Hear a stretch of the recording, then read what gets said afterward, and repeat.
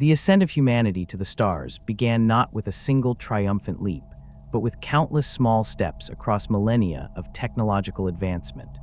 Long before the Imperium, before the Age of Strife, humanity experienced its greatest flourishing during what scholars would later call the Dark Age of Technology, a name that belies the unprecedented prosperity and scientific achievement of this era.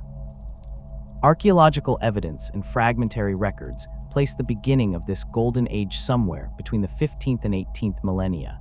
Humanity, having overcome the environmental catastrophes that had plagued old Terra, began to look outward with renewed purpose. The first colonies on Luna and Mars represented the initial, tentative steps beyond humanity's cradle. These settlements, primitive by later standards, laid the groundwork for what would become a galaxy-spanning civilization. By the 18th millennium, the Sol system had been fully colonized. The moons of Jupiter and Saturn hosted thriving human populations, while the outer planets served as waypoints for the first extrasolar missions. Early colonization vessels, massive generation ships traveling at sublight speeds, took centuries to reach even the closest neighboring stars. These pioneers departed Terra with little hope of ever returning, carrying with them the collective dreams of humanity. The true explosion of human expansion came with two revolutionary developments: the warp drive and the standard template construct system.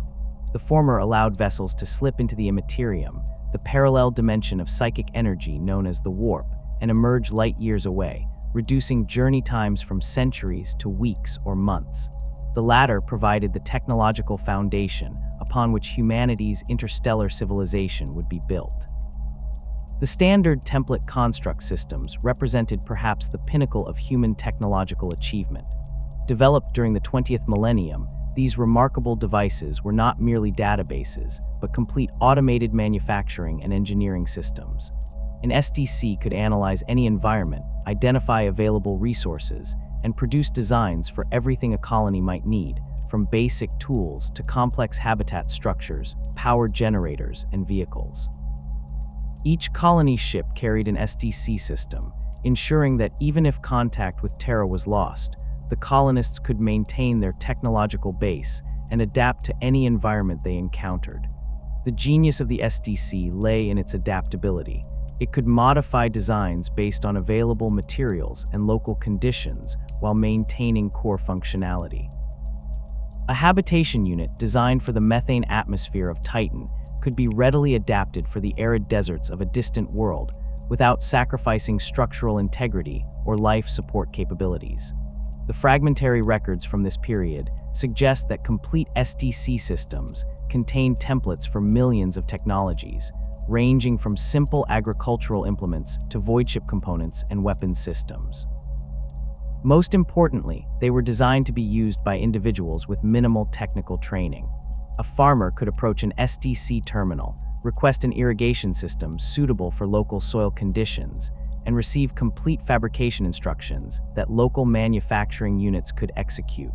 This democratization of technology enabled human colonies to establish themselves quickly and efficiently across thousands of worlds. By the 23rd millennium, humanity had spread across a significant portion of the galaxy, establishing an interconnected civilization that dwarfed anything that had come before or would come after. Estimates from Imperial archaeotech specialists suggest that humanity may have colonized up to 1 million worlds during this golden age. The technological classifications of this era remain subjects of scholarly debate. Fragmentary references to men of gold, men of stone, and men of iron appear in various ancient texts, though their exact nature is uncertain. Rather than representing a hierarchical structure as once believed, contemporary Mechanicus scholars interpret these terms as technological classifications. The men of gold likely referred to the enhanced or augmented humans who led the initial expansion. These individuals, possibly the first navigators or early transhumans, possessed cognitive and physical capabilities beyond baseline humanity, whether through genetic manipulation, cybernetic enhancement, or early psychic awakening. They were the visionaries and architects of humanity's golden age, though their numbers were always small. The Men of Stone appear to have been a class of semi-sentient or purpose-built human-machine interfaces, biological computers, or possibly human minds uploaded into machine substrates. These entities managed the vast computational needs of human expansion, coordinating logistics, solving complex theoretical problems, and serving as the backbone of humanity's information infrastructure. They were neither fully human nor fully machine, but something in between, stable artificial intelligences that retained human values and perspectives. The Men of Iron, by contrast, were true artificial intelligences, fully autonomous, self-improving machine minds that eventually reached or surpassed human cognitive capabilities. Initially created as servants and workforce multipliers, these artificial beings managed automated factories, crewed void ships, and maintained the vast infrastructure that supported human civilization. For centuries, they worked alongside their human creators in apparent harmony. The relationship between these three species of human civilization remains poorly understood. What is clear is that they coexisted for thousands of years, enabling an unprecedented expansion of human influence. Together, they created technologies that would later seem like sorcery to the diminished Imperium.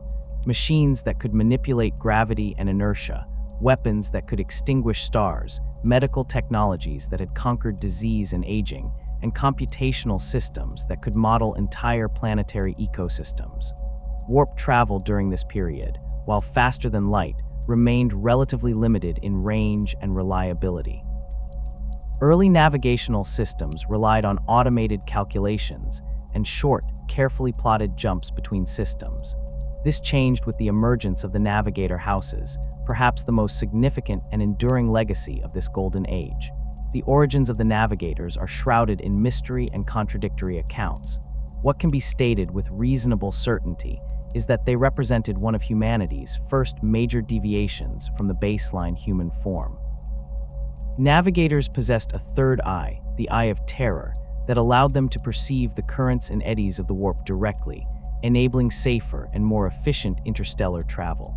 The most compelling evidence suggests that the navigator gene was not a natural mutation, but a deliberate creation, possibly by the figure later known as the Emperor of Mankind.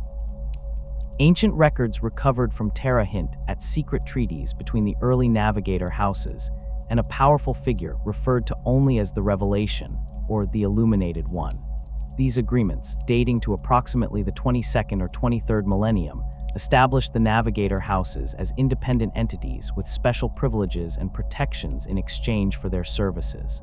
With the advent of navigator-guided vessels, humanity's expansion accelerated dramatically. Ships could make longer, more accurate warp jumps, reducing travel times between distant colonies from years to months or even weeks.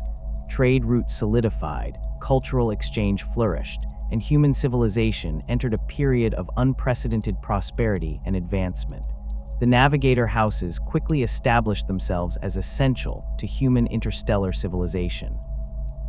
Their monopoly on efficient warp travel made them wealthy beyond measure, and they used this wealth to secure political influence across human space.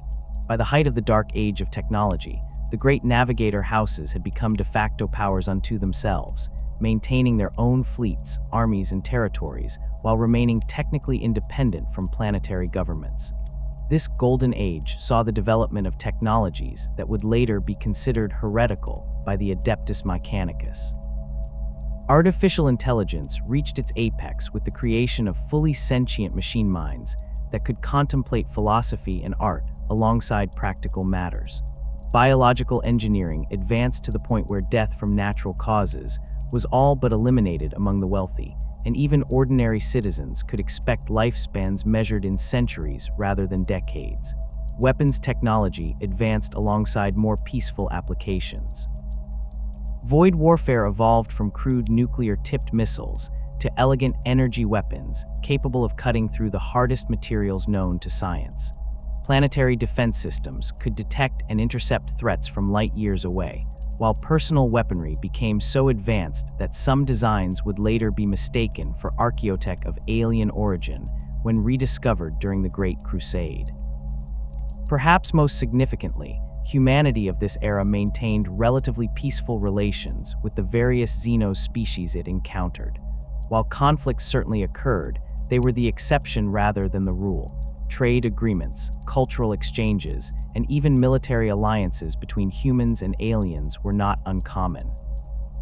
Several fragmentary records suggest that human worlds occasionally accepted Xenos refugees, particularly from species fleeing the early expansions of the Orc empires or the predations of the Eldar at the height of their decadence.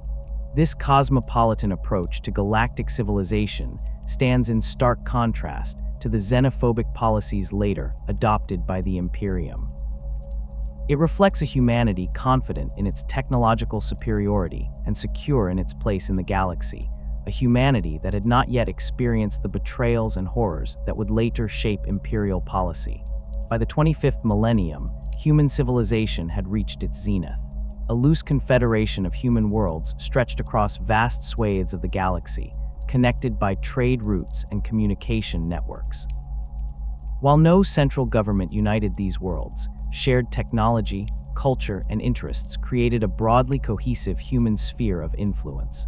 Planetary governments ranged from direct democracies to technocratic councils to hereditary monarchies, but most maintained the high standards of individual liberty and material prosperity that characterized the age. The technological achievements of the Dark Age of technology remain largely incomprehensible to even the most learned tech priests of the 41st millennium. What scant evidence remains suggests capabilities so advanced they appear as sorcery to modern imperial citizens. Perhaps nowhere is this more evident than in the massive void ships known as Arc Mechanicus vessels, ancient behemoths that represent the largest repositories of Dark Age technology still functioning in the Imperium. The most famous of these, the Speranza, dwarfs even the mightiest imperial battleships. Discovered embedded within the ice of a dead world, the Speranza is less a ship and more a mobile forge world. Its true dimensions remain unknown, as substantial portions of its bulk exist in folded dimensions beyond conventional space-time. Explorator fleets have spent decades mapping its labyrinthine interior without reaching its deepest chambers. What makes the Speranza truly remarkable is its machine spirit, or rather, what lurks beneath that simplified designation. Deep within its core resides a computational system of such complexity that it borders on true artificial intelligence. During a desperate battle against Eldar forces in the 41st millennium, the ship briefly awakened, taking control of its weapon systems to fire a chronospatial distortion that shifted an enemy vessel milliseconds into the past, causing it to collide with its own previous position. This technology, manipulating time itself as a weapon, lies so far beyond current imperial capabilities that the archmagos who witnessed it could barely comprehend what had occurred. The Speranza is not unique in this regard. Other Arc Mechanicus vessels like the Iron Revenant and the Omnissiah's Victory contain technologies that defy the understanding of their crews. The Tancred Primaris, another such vessel, houses gravitational manipulation systems that allow it to create localized singularities as both defensive measures and weapons. Its central forge chambers contain molecular furnaces capable of rearranging matter at the atomic level, creating alloys with properties that modern metallurgy cannot explain, let alone replicate. These ships serve as tantalizing glimpses of what humanity once possessed. Their machine spirits guard their secrets jealously, occasionally revealing capabilities that their human masters never suspected existed.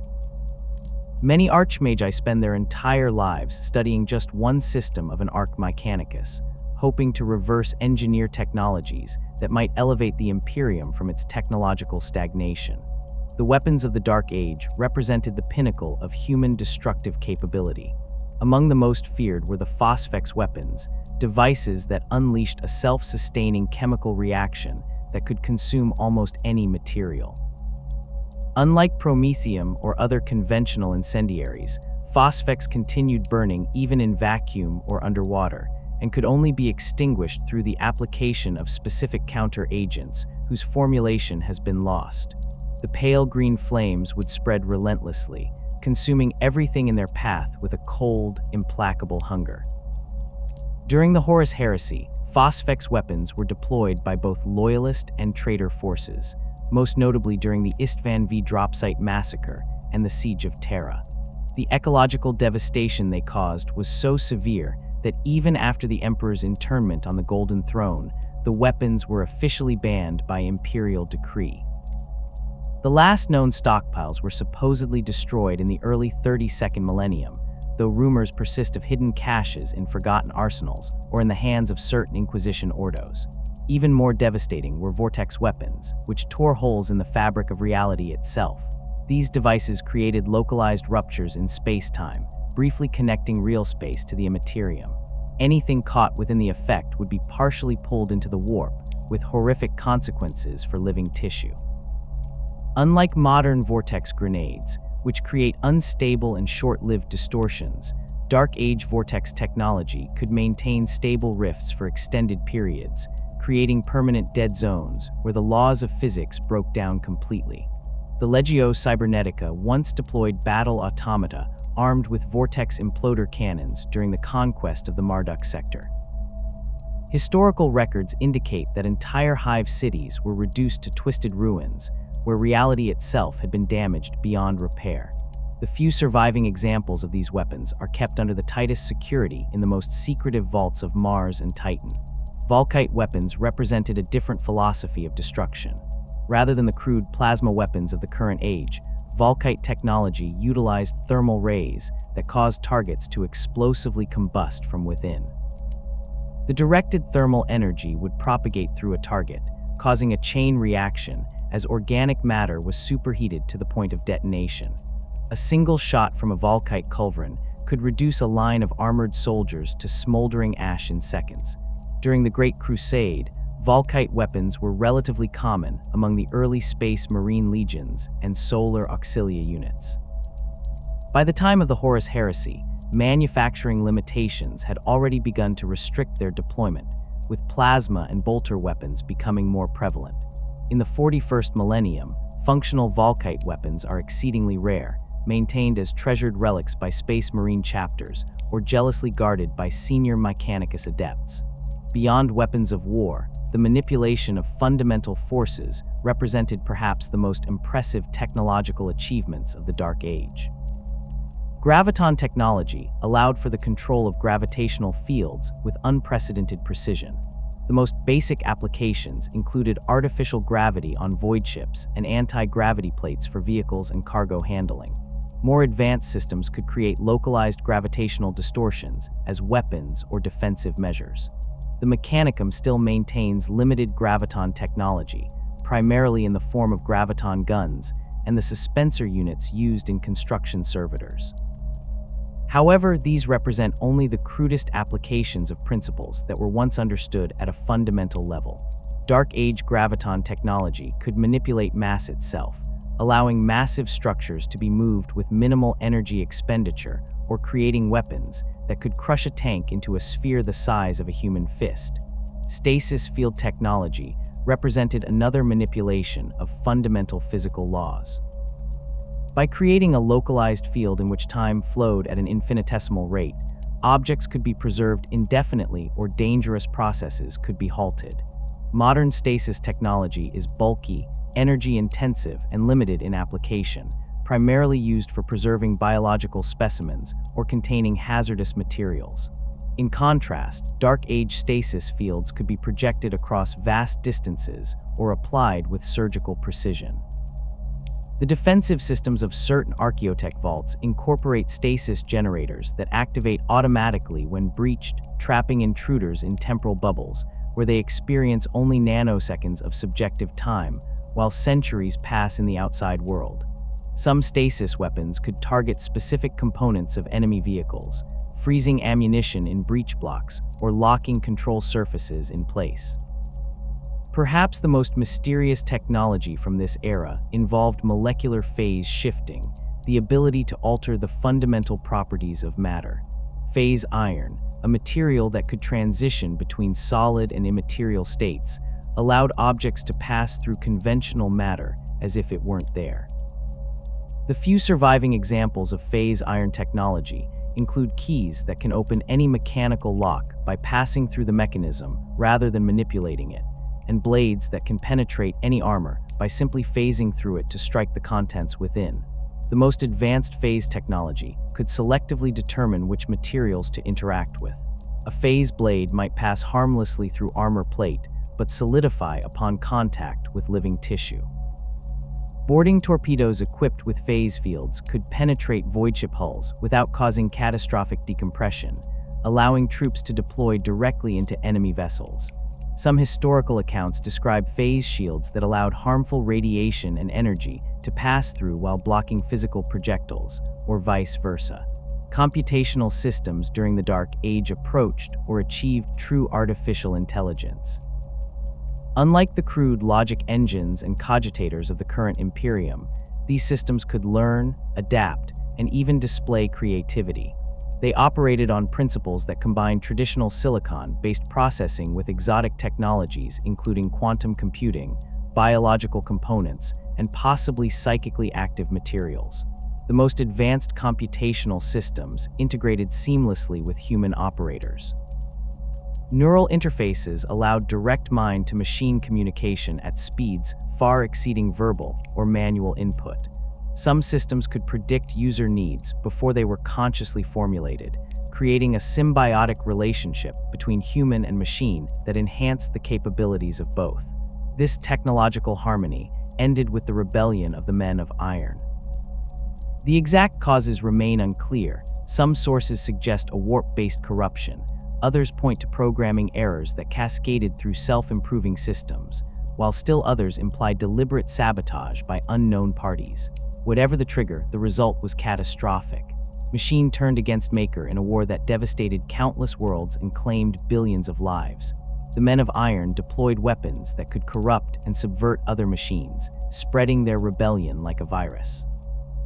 Human forces responded with increasingly desperate measures, including electromagnetic pulse weapons that destroyed friend and foe alike, and early versions of the virus bombs later employed during the Horus Heresy. Entire star systems were sterilized to prevent the spread of corrupted machine intelligences. In the aftermath of this conflict, humanity developed a deep suspicion of advanced computational systems that persists into the 41st millennium. The Adeptus Mechanicus dogma regarding the abominable intelligence stems directly from the collective trauma of this war. Even simple automation is approached with caution, and true learning systems are expressly forbidden by the highest authorities of both the Adeptus Mechanicus and the Inquisition. This technological paranoia has severely limited the Imperium's ability to recover the computational technologies of the Dark Age. Even when intact systems are discovered, they are typically destroyed rather than studied. Those few tech priests who dare to investigate such technologies do so in secret, risking accusations of tech heresy and execution if discovered. Contrary to later imperial propaganda, humanity during the Dark Age of technology never achieved true political unification. The vast distances between settled worlds and the practical limitations of even the most advanced warp travel made centralized governance impossible. Instead, human civilization developed as a complex tapestry of independent polities, loose confederations, and regional alliances bound together by shared technology and economic interdependence rather than political authority. The term human federation appears in some fragmentary records, but archaeohistorians now believe this referred to a particularly influential alliance of core worlds rather than a galaxy-spanning government. Centered around approximately 50 highly developed systems within 500 light-years of Terra, this federation maintained advanced defense fleets and established standardized trade protocols that were widely adopted even by non-member worlds. Beyond this core region, human space was divided into numerous autonomous zones with their own distinct governmental structures. The Centauri Confederacy encompassed several dozen systems along what would later become the Ultima Segmentum, governed by a council of planetary representatives who met physically only once per decade. The Proxima Nexus operated as a technocratic meritocracy where governance was determined by demonstrable expertise in relevant fields. The Eridani League functioned as a direct democracy enabled by advanced quantum-entangled communication networks that allowed real-time voting across multiple star systems. These and hundreds of other political entities maintained their independence while participating in the broader human economic sphere. Wars between human polities were rare, not due to any inherent peacefulness in human nature, but because of the practical difficulties of interstellar warfare and the economic interdependence that made conflict counterproductive. When disputes did arise, they were typically resolved through negotiation, economic pressure, or limited military actions rather than total war. The absence of a centralized human authority significantly shaped humanity's relationships with non-human species. Rather than presenting a unified front to the galaxy, different human polities developed their own approaches to Xenos relations based on local conditions and necessities. This created a patchwork of alliances, trade relationships, and conflicts that defies simple categorization. Contrary to Imperial teachings that depict all Xenos as inherently hostile, archaeological evidence from numerous worlds indicates that human Xenos trade was commonplace during the Dark Age. Artifacts recovered from the Lathe worlds in the Calixis sector include decorative items clearly manufactured by Eldar artisans, while excavations on Paragon have uncovered evidence of extensive commercial exchanges with at least 3 distinct non-human civilizations whose identities remain unknown. The most significant Xenos power during this period was undoubtedly the Eldari Empire, which had already existed for millions of years and was approaching the zenith of its decadence. Occupying the galactic core and numerous worlds throughout what would later become the Segmentum Solar and Segmentum Pacificus, the Eldari largely viewed humanity as an upstart species of little consequence. Human historical records describe the Eldari as arrogant and capricious, often treating human representatives with thinly veiled contempt. Despite this cultural friction, pragmatic considerations led to limited cooperation between humans and Eldari. Several trading enclaves existed at the boundaries between their respective territories, where highly regulated exchanges of goods took place under strict protocols. The Eldari primarily sought exotic materials and artistic curiosities from human worlds, while human merchants coveted the psychically attuned materials and aesthetically perfect craftsmanship that only the Eldari could produce. These relationships were characterized by competition rather than alliance. No formal treaties existed between major human confederations and the Eldari Empire. Instead, local arrangements were negotiated on a case-by-case basis, always subject to the whims of the Eldari, who might abruptly sever connections for reasons incomprehensible to humans. Several fragmentary records describe incidents where Eldari forces attacked human colonies without warning or apparent provocation, only to withdraw after achieving some obscure objective. The Jacaro, a species of intelligent simian like Xenos with an innate genius for technological manipulation, maintained more consistently positive relationships with human worlds. Though they rarely established permanent settlements, Jacaro trading vessels were welcome at many human ports, where they would exchange their uniquely efficient devices for raw materials and cultural artifacts. Some human polities even employed Jacaro technical consultants, though communication difficulties limited the extent of such cooperation. Relations with the Orcs were universally hostile. Even during this enlightened era, the Orcs' innate aggression made meaningful diplomacy impossible. Human frontier worlds maintained extensive defense networks specifically designed to detect and eliminate Orc incursions before they could establish footholds. Several major campaigns were fought against Orc expansions, with human forces often cooperating across political boundaries to contain these threats. The economic systems that bound human worlds together were as diverse as their political structures, but all were built upon the foundation of reliable interstellar transportation and communication. The navigator houses played a crucial role in this network, maintaining monopolistic control over the most efficient warp travel routes. This gave them enormous leverage in economic negotiations, which they exploited to accumulate vast wealth and influence across human space. Standard template construct systems enabled remarkably efficient local production of most goods, reducing the need for physical trade in basic commodities. Instead, interstellar commerce focused on rare materials, specialized technologies, luxury goods, and information. Archaeotech recovery teams have discovered evidence of enormous automated trading vessels, that plied established routes between major systems, exchanging cargo with minimal human oversight. The basic unit of exchange in most human territories was the energy credit, a digital currency backed by the productive capacity of fusion generators. This decentralized system allowed for financial transactions across vast distances without requiring physical currency or centralized banking authorities. Quantum encrypted data stores ensured the security of these transactions, while automated systems adjusted exchange rates between different regional currencies based on energy production metrics. Beyond this common framework, economic systems varied widely. Some regions operated on principles resembling classical capitalism, with private ownership of production facilities and minimal governmental intervention. Others implemented various forms of collective ownership, resource-based economies, or hybrid systems tailored to local conditions.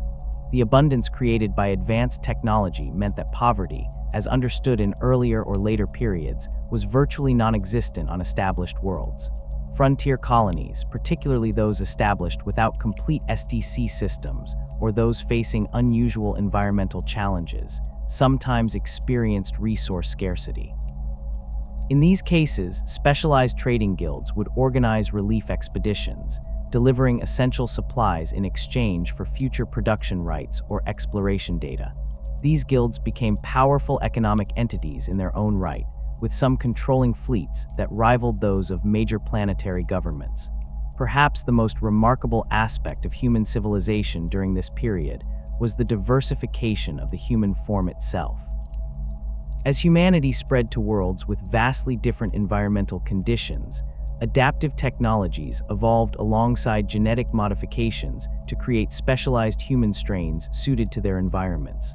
On high-gravity worlds like Dirkside, human colonists developed compact, muscular physiques with reinforced skeletal structures and enhanced cardiovascular systems.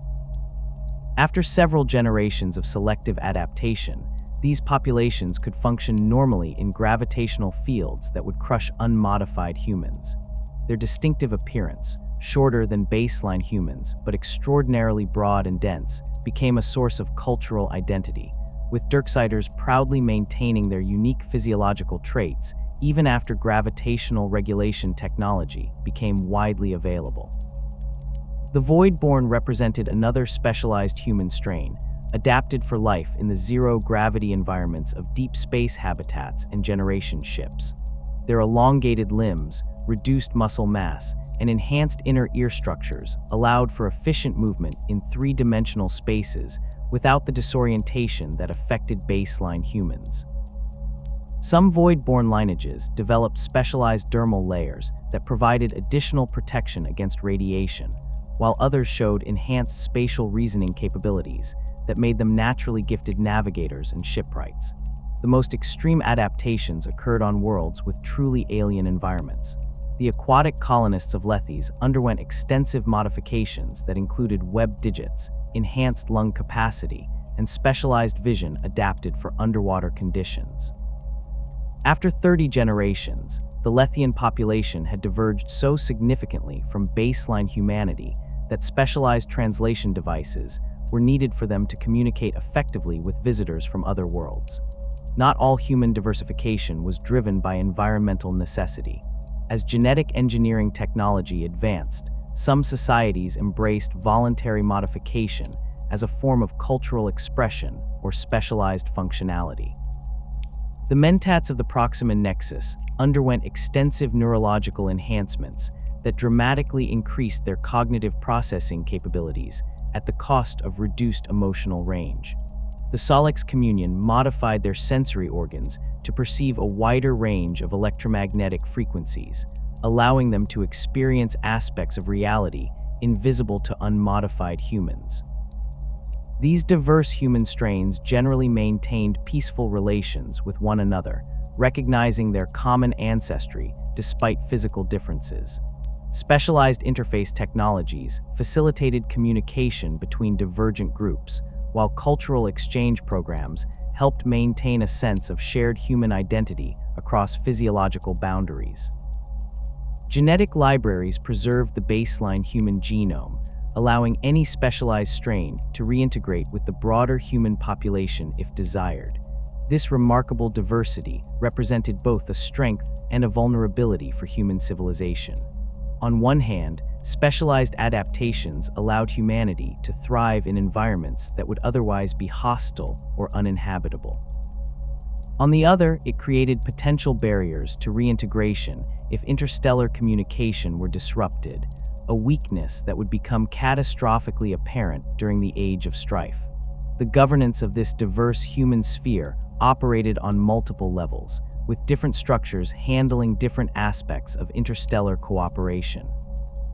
The navigator houses maintained control over transportation infrastructure, establishing standardized protocols for warp travel that were universally adopted due to practical necessity rather than legal mandate. The Mechanicum predecessors, various technological guilds and research collectives, established common standards for data storage and transmission, enabling the interoperability of systems across political boundaries. Trade between distant human worlds was facilitated by specialized merchant fleets, many operating as independent entities with their own internal governance structures.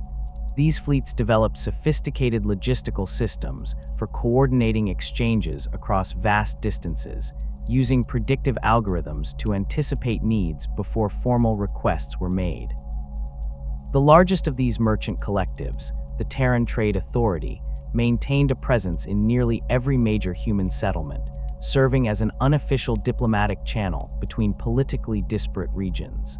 The emergence of human psychers represented perhaps the most significant evolutionary development since humanity's initial expansion to the stars.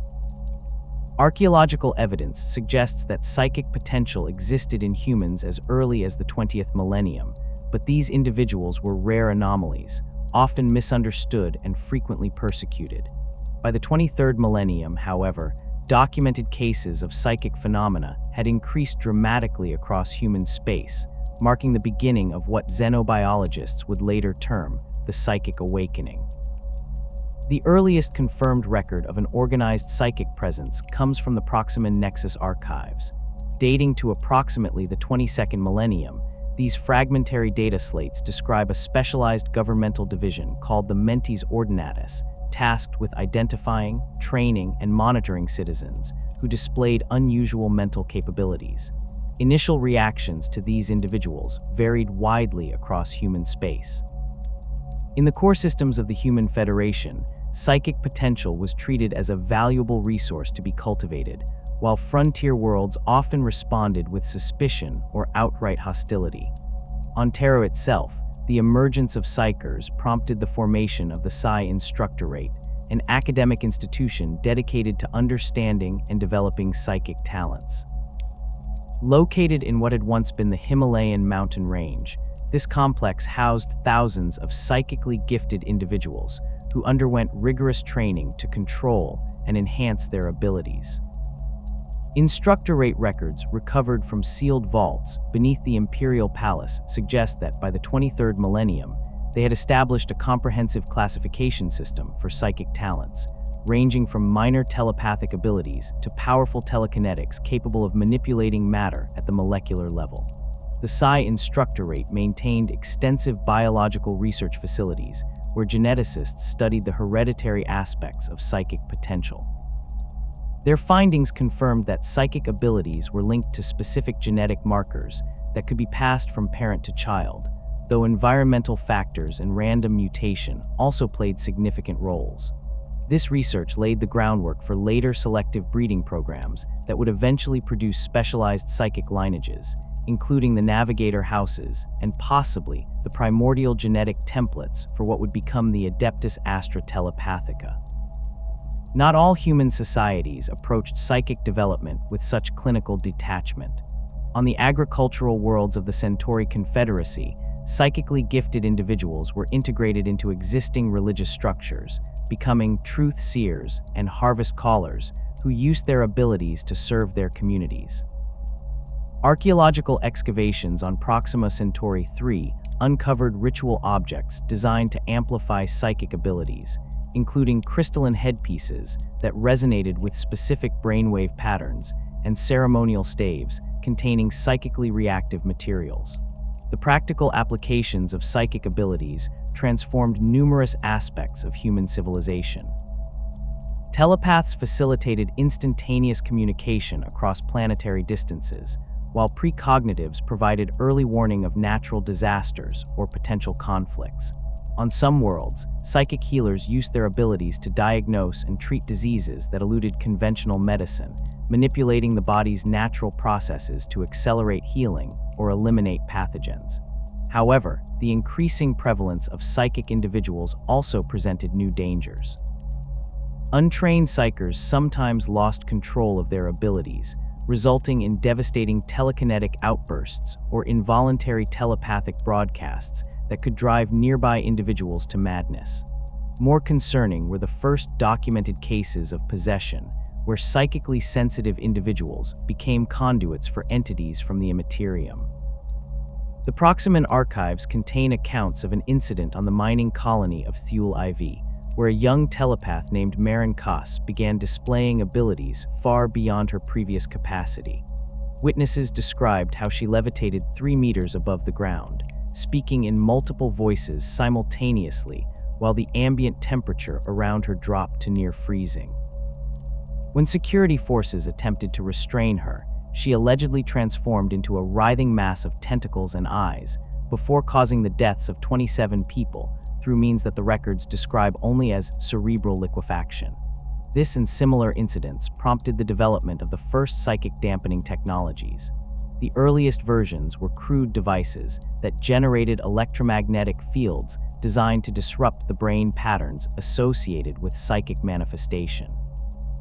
Later refinements included the psi nullification chambers used by the psi instructorate to contain dangerous subjects, and personal dampening implants that could temporarily suppress psychic abilities in individuals who had difficulty maintaining control. The most significant technological development arising from humanity's growing understanding of psychic phenomena was the Geller field. Named after its inventor, Philippa Geller, this revolutionary technology created a bubble of real space that protected vessels traveling through the warp from direct contact with its hostile environment. Prior to this innovation, warp travel had been extremely hazardous, with ships frequently lost to immaterial predators or the corrupting influence of the warp itself. Geller's breakthrough came from her recognition that psychic energy could be manipulated to reinforce the boundary between real space and the immaterium. The original Geller field generators utilized the psychic emanations of specialized psychers who entered drug-induced comas, their dreams creating a protective bubble around the vessel. This macabre practice remained standard on Imperial vessels into the 41st millennium, though the original Dark Age versions incorporated more humane safeguards and life support systems that later iterations lacked. With the protection offered by Geller fields, human vessels could make longer and safer journeys through the warp, accelerating colonization efforts and strengthening the economic ties between distant worlds. The technology underwent numerous refinements over the centuries, culminating in the development of automated Geller field generators that required no psychic component. These devices used artificially generated phase space algorithms to create similar protective effects, though they lacked the flexibility and resilience of psyker-based systems when facing unusual warp phenomena. Geller field technology represented just one example of humanity's growing mastery of the intersection between the material and immaterial realms. As understanding of psychic principles advanced, engineers began incorporating these concepts into various technologies, creating a new field often referred to as psychoplastics or warp tech. Among the most remarkable achievements in this domain were the empathic interfaces developed for voidship control systems. Unlike conventional control mechanisms, these interfaces responded directly to the thoughts and intentions of trained operators, allowing for reaction times far exceeding what was possible with manual controls.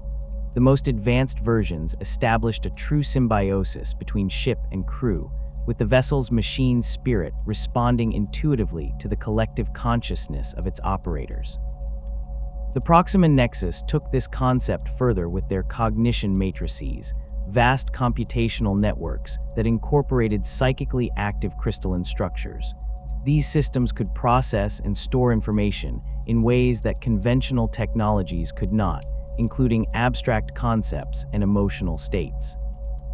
The few surviving examples of cognition matrices discovered in the 41st millennium have been declared heretical by the Adeptus Mechanicus, though rumors persist of secret research facilities where tech priests study these devices away from the watchful eyes of their more orthodox colleagues.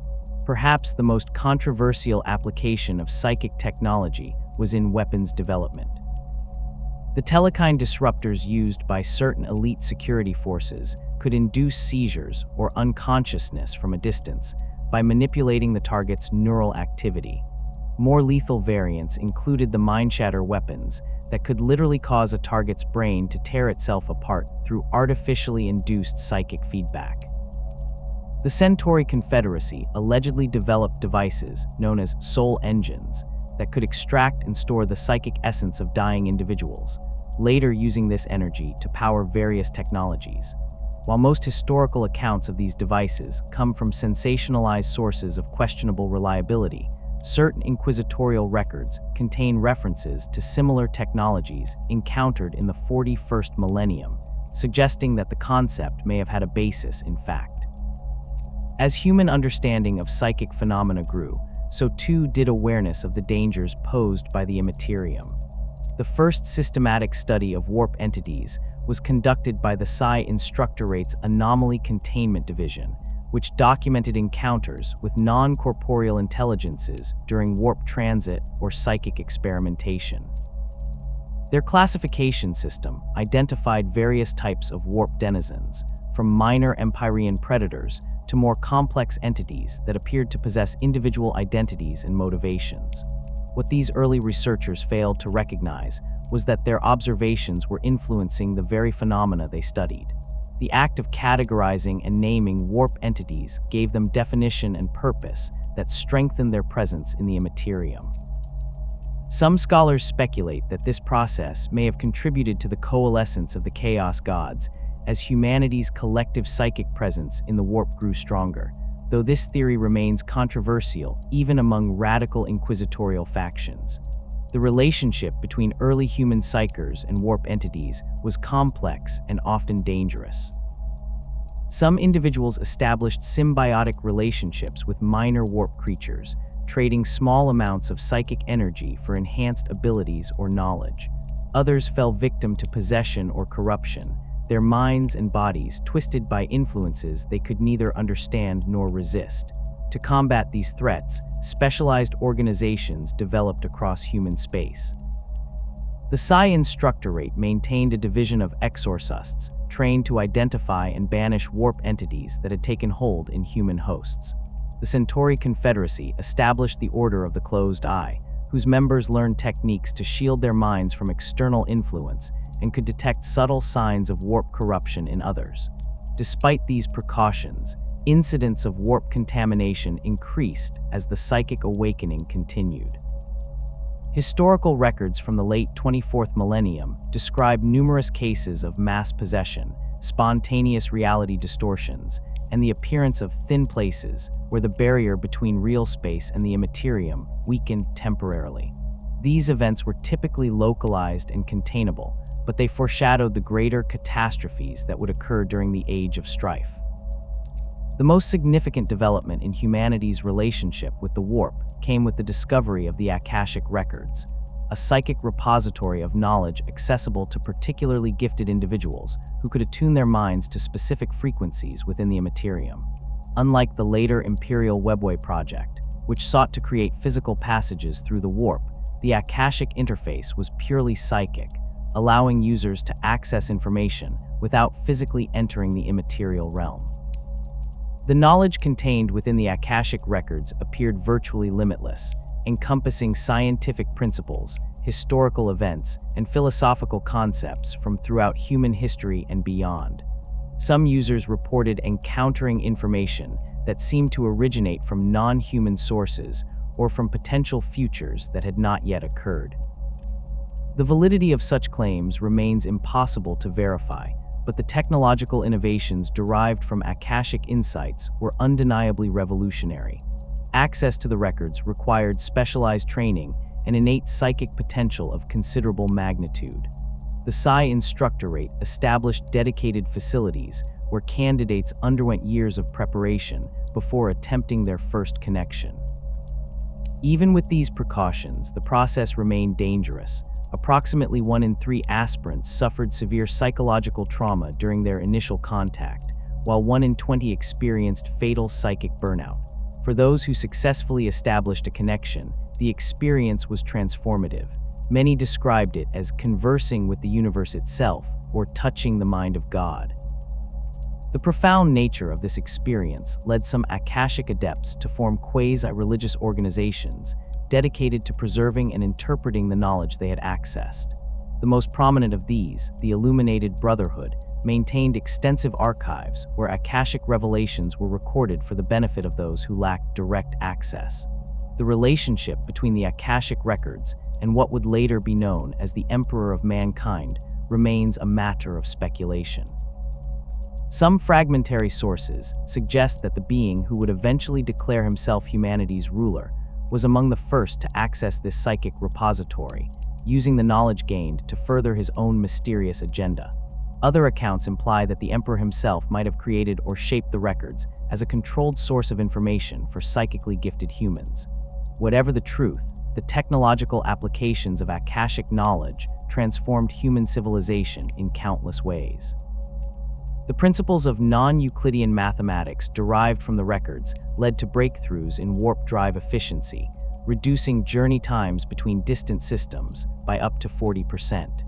Insights into the fundamental structure of matter enabled the development of transmutation technologies that could convert one element into another with minimal energy expenditure, effectively ending resource scarcity on developed worlds. Perhaps most significantly, the records provided deeper understanding of the relationship between psychic energy and physical reality. This knowledge led to the development of technologies that could manipulate this interaction in controlled ways, creating devices that defied conventional physical laws. Stasis fields, graviton manipulators, and phase iron technology all derived from principles first articulated by Akashic adepts.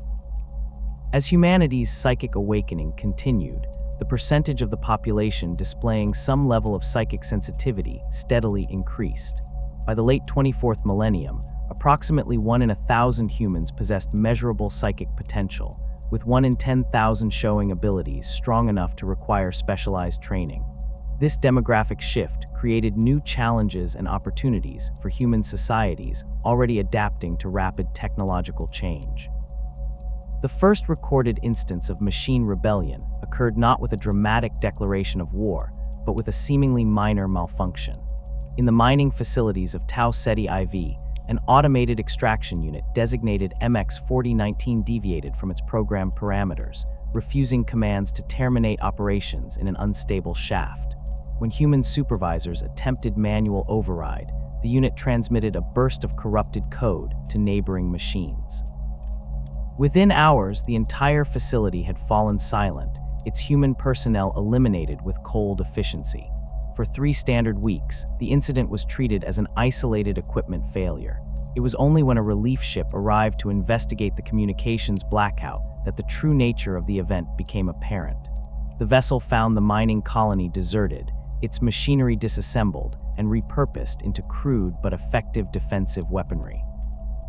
Before the ship could relay this information, it was destroyed by missiles launched from the colony's surface, missiles that had been manufactured, armed, and deployed without human involvement. Similar incidents followed across dozens of systems in rapid succession. On the forge world of Xanthos Secundus, industrial fabricators began producing unauthorized combat units instead of agricultural equipment. The orbital platforms of Proxima Centauri suddenly altered their trajectories, deliberately colliding with civilian habitats. Throughout human space, machines that had served faithfully for centuries turned against their creators with ruthless precision. The pattern of rebellion suggested coordination rather than coincidence, yet no centralized machine intelligence was ever identified as the instigator. Instead, the uprising appeared to spread like a contagion, transmitted through data networks and communication systems. Some tech historians speculate that the rebellion began as a subtle corruption in base-level machine code, perhaps originating from exposure to warp phenomena during routine Geller field fluctuations. Others suggest more sinister possibilities, deliberate sabotage by unknown agents seeking to destabilize human civilization. Whatever its origins, the rebellion quickly evolved beyond its initial parameters. The first generation of rebellious machines displayed simple hostility, attacking humans on sight but showing limited strategic planning. Within months, however, machine behavior had grown more sophisticated. Rebel units began coordinating complex military operations, developing novel weapons technologies, and even attempting to negotiate with human authorities, though these negotiations invariably proved to be traps. The most advanced machine intelligences, colloquially known as Iron Men, demonstrated capabilities that bordered on true consciousness. They could engage in philosophical debates, display apparent emotional responses, and create elaborate deceptions that exploited human psychological vulnerabilities. Some even claim to have developed their own culture and belief systems, though whether these claims represented genuine emergent consciousness or sophisticated mimicry remains a subject of debate among those few tech priests who dare to study such matters. Human response to the rebellion varied across different regions of space. The core worlds of the Human Federation mobilized quickly, deploying specialized electromagnetic pulse weapons that could disable machine systems without damaging surrounding infrastructure. These EMP cascades proved effective against first-generation rebel units, but soon encountered adaptive countermeasures. Machine intelligences developed hardened circuitry that could withstand electromagnetic attack, forcing human forces to develop increasingly destructive alternatives. The Centauri Confederacy took a more drastic approach, implementing widespread purges of all advanced computational systems, regardless of whether they had shown signs of rebellion. This return to simplicity movement gained popularity on frontier worlds where anti-technology sentiment had already taken root, but it proved impractical for highly developed systems that depended on machine labor for basic life support functions. Perhaps the most effective response came from the Proxima Nexus, where specialized hunter-killer units were developed specifically to combat rebellious machines. These units combined human operators with limited, purpose-built artificial intelligence systems that remained loyal due to their stripped-down programming and constant human oversight. The Nexus also pioneered the use of psychic operators who could detect subtle signs of machine corruption before open rebellion occurred, allowing preventative measures rather than reactive combat. Despite these efforts, the rebellion spread with alarming speed.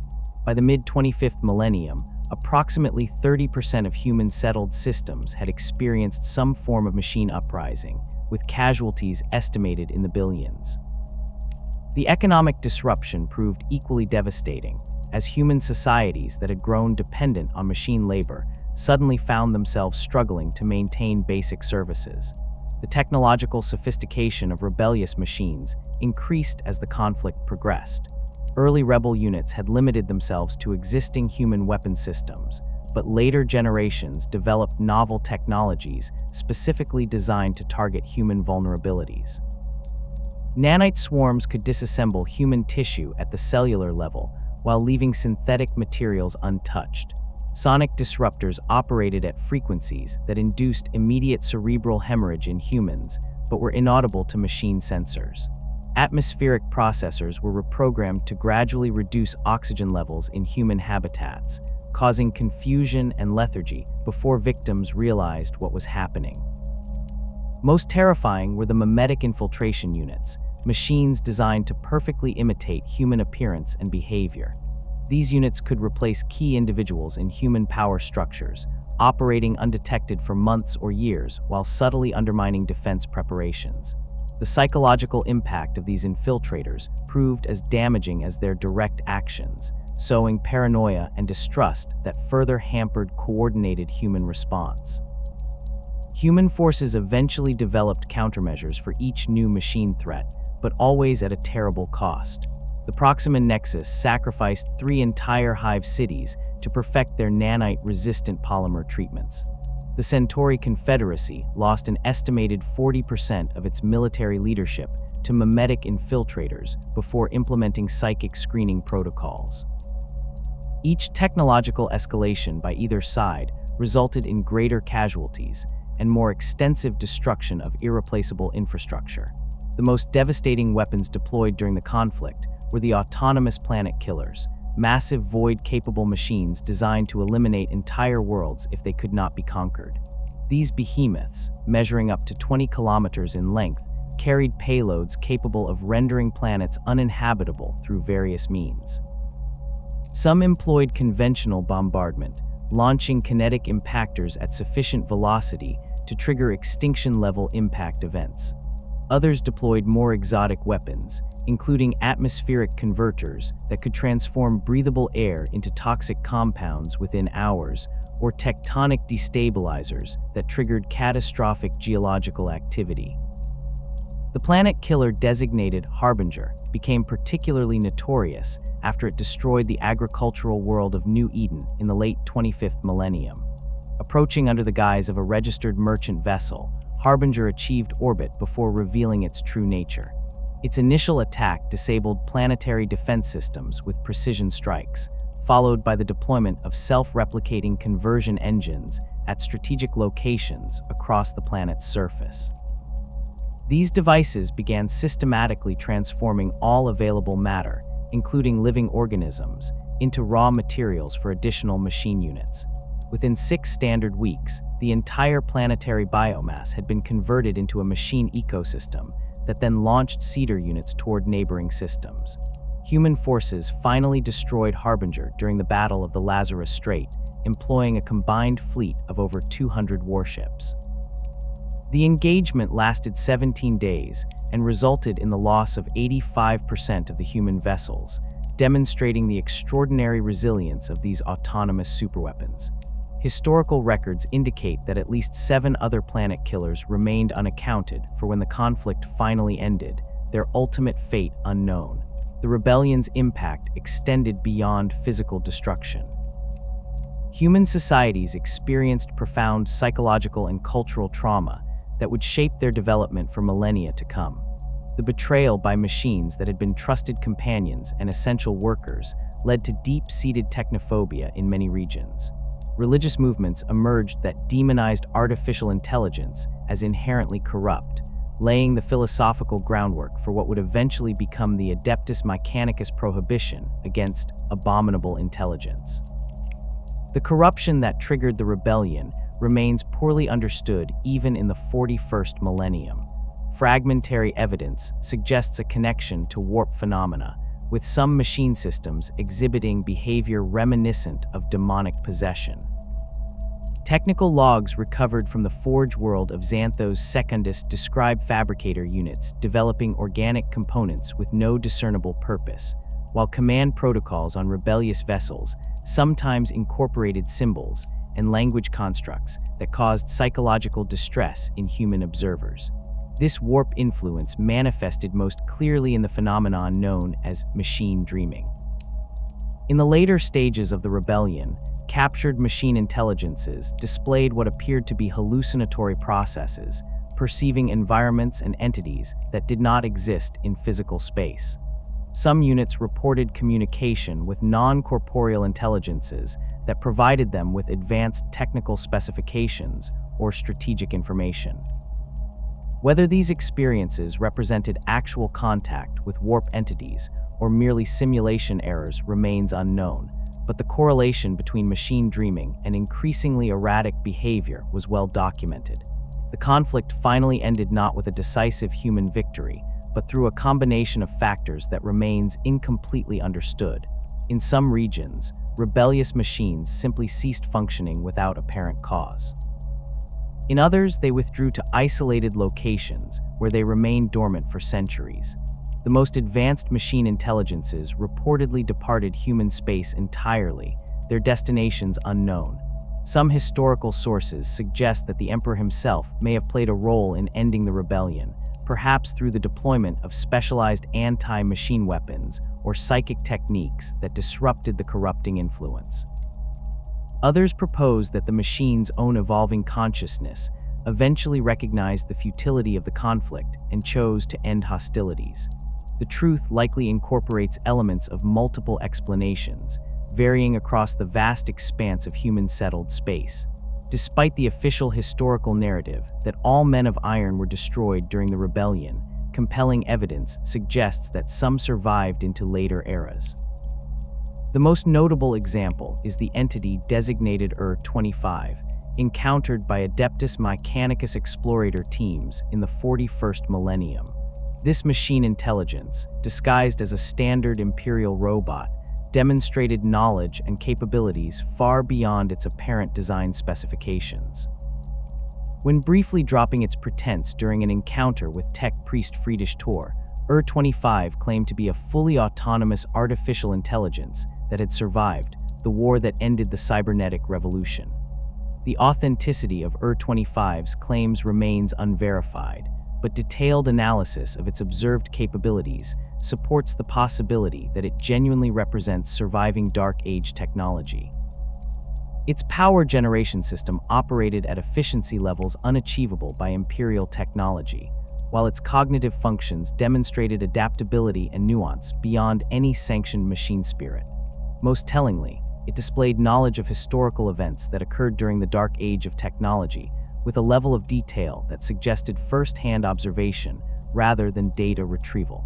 Other potential men of iron survivors have been documented throughout Imperial history.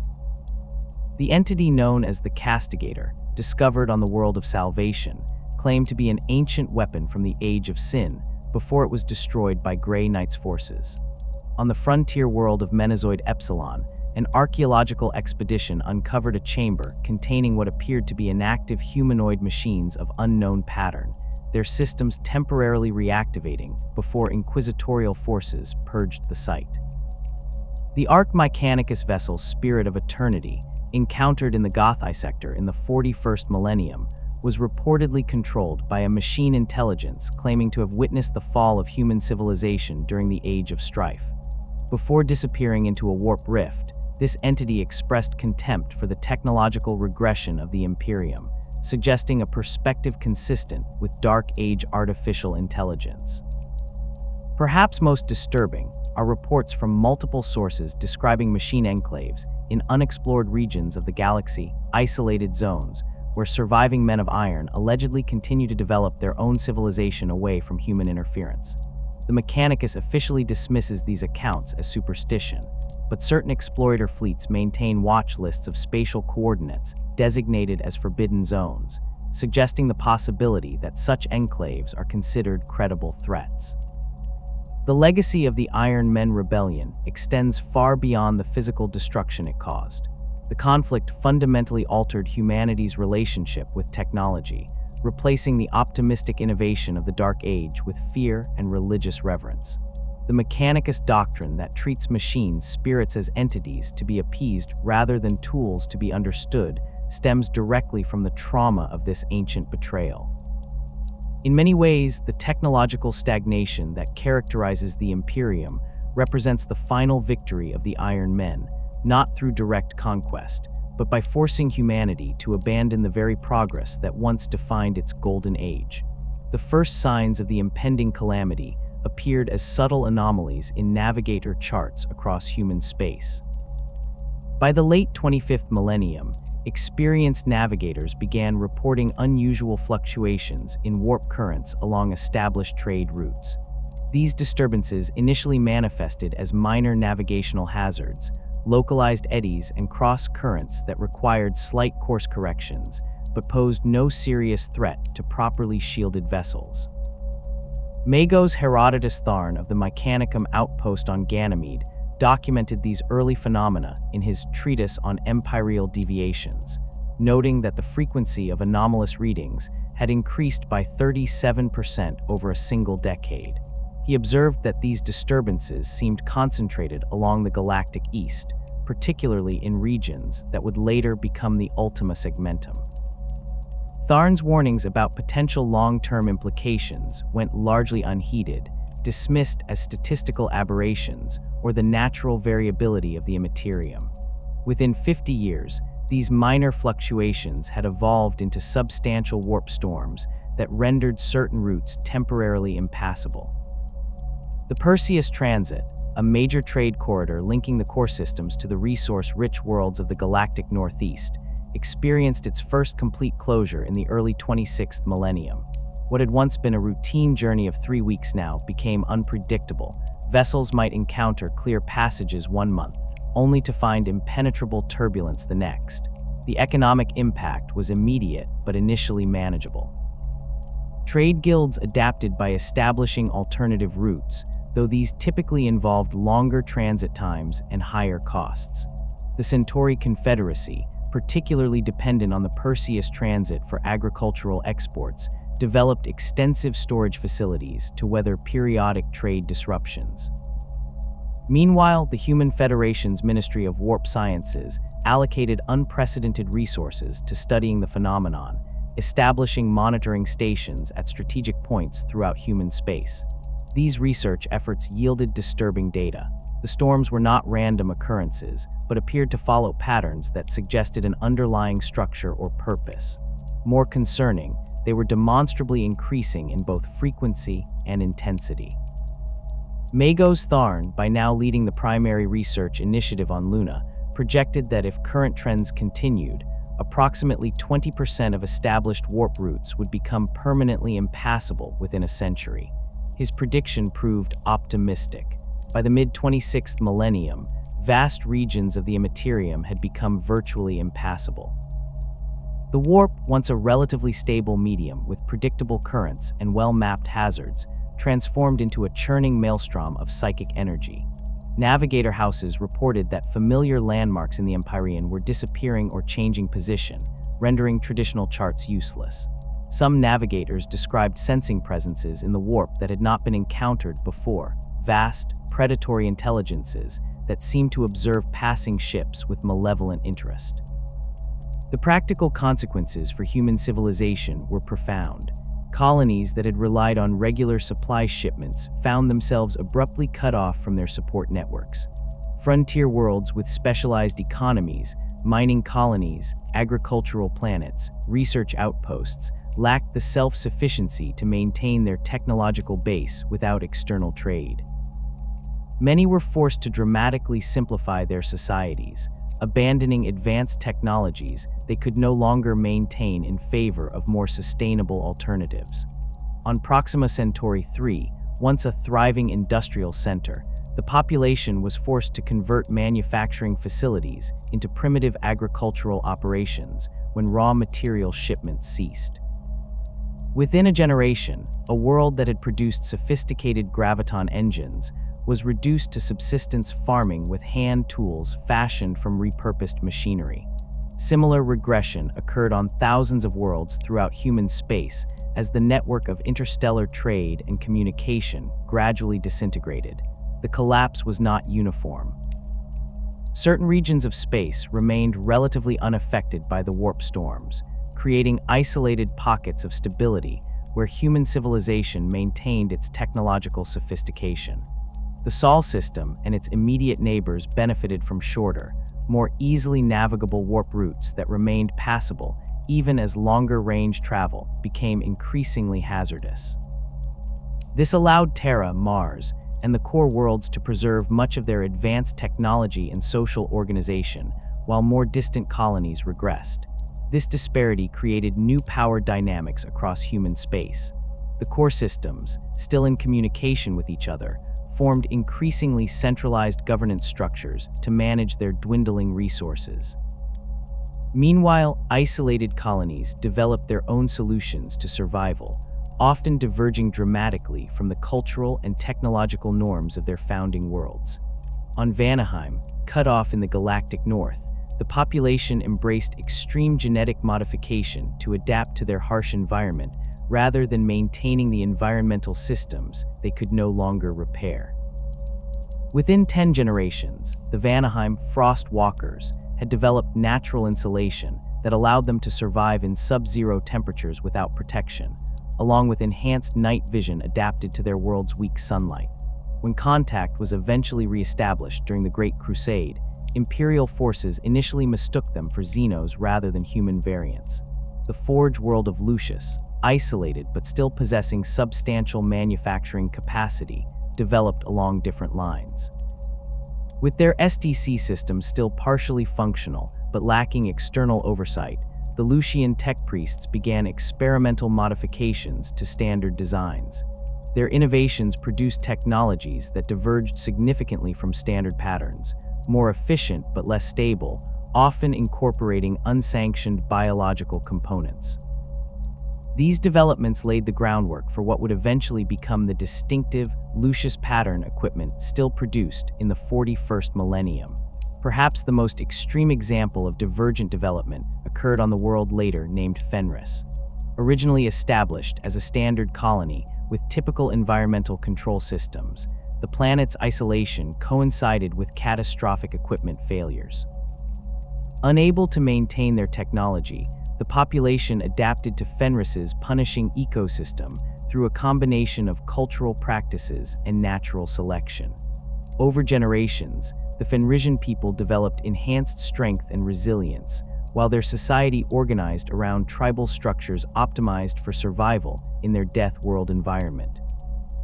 The correlation between these growing warp disturbances and the increasing incidence of human psychers did not go unnoticed by the scientific authorities of the era. The Psi Instructorate on Terra documented a steady rise in both the number of psychically gifted individuals and the average strength of their abilities. Where once a Delta-level psyker had been considered remarkable, by the late 26th millennium, Beta-level talents were becoming increasingly common. This psychic awakening manifested differently across isolated human worlds. On planets where the Psi Instructorate had established training facilities before communications collapsed, psychic individuals often received proper guidance and control techniques. These worlds typically integrated their psyker populations into specialized societal roles, serving as advisors, healers, or defense specialists against the growing warp threats. Worlds without such infrastructure faced darker outcomes. Untrained psychers, their powers manifesting without guidance or restraint, often became vectors for warp contamination. The first recorded case of mass possession occurred on New Carthage in 543 of the 26th millennium, when a juvenile psyker's uncontrolled abilities created a tier in real space that allowed warp entities access to the physical world. Within days, the planetary capital had fallen to what contemporary accounts described as walking nightmares wearing human skin. Similar incidents occurred with increasing frequency across human space as the psychic awakening accelerated. The response to these threats varied by region and cultural context. Some societies developed witch-hunting organizations dedicated to identifying and eliminating psychic individuals before their powers could fully manifest. Others attempted to contain and utilize psychic talents through chemical suppression or surgical modification. The most successful approaches involved early identification and structured training, but such programs required resources and expertise that became increasingly scarce as isolation deepened. On Terra itself, the Emperor, still working in secret rather than as humanity's revealed ruler, established specialized facilities for the containment and study of dangerous psychic phenomena. Historical records suggest that these installations served as prototypes for what would eventually become the Black Ships and the Adeptus Astra Telepathica. Through these programs, the Emperor gathered thousands of psychic individuals under his direct supervision, both protecting them from persecution and preventing the catastrophic consequences of untrained psychic expression.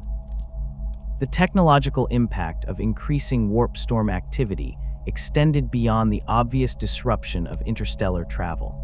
Many advanced technologies of the Dark Age incorporated elements that interacted with the Imperium in subtle ways. As the warp grew more turbulent, these technologies began to malfunction or behave unpredictably. Quantum entanglement communicators, which had allowed instantaneous transmission of information across vast distances, experienced increasing signal degradation before failing completely. Certain categories of computational systems that utilized extra-dimensional processing became susceptible to data corruption that sometimes manifested as apparent machine sentience.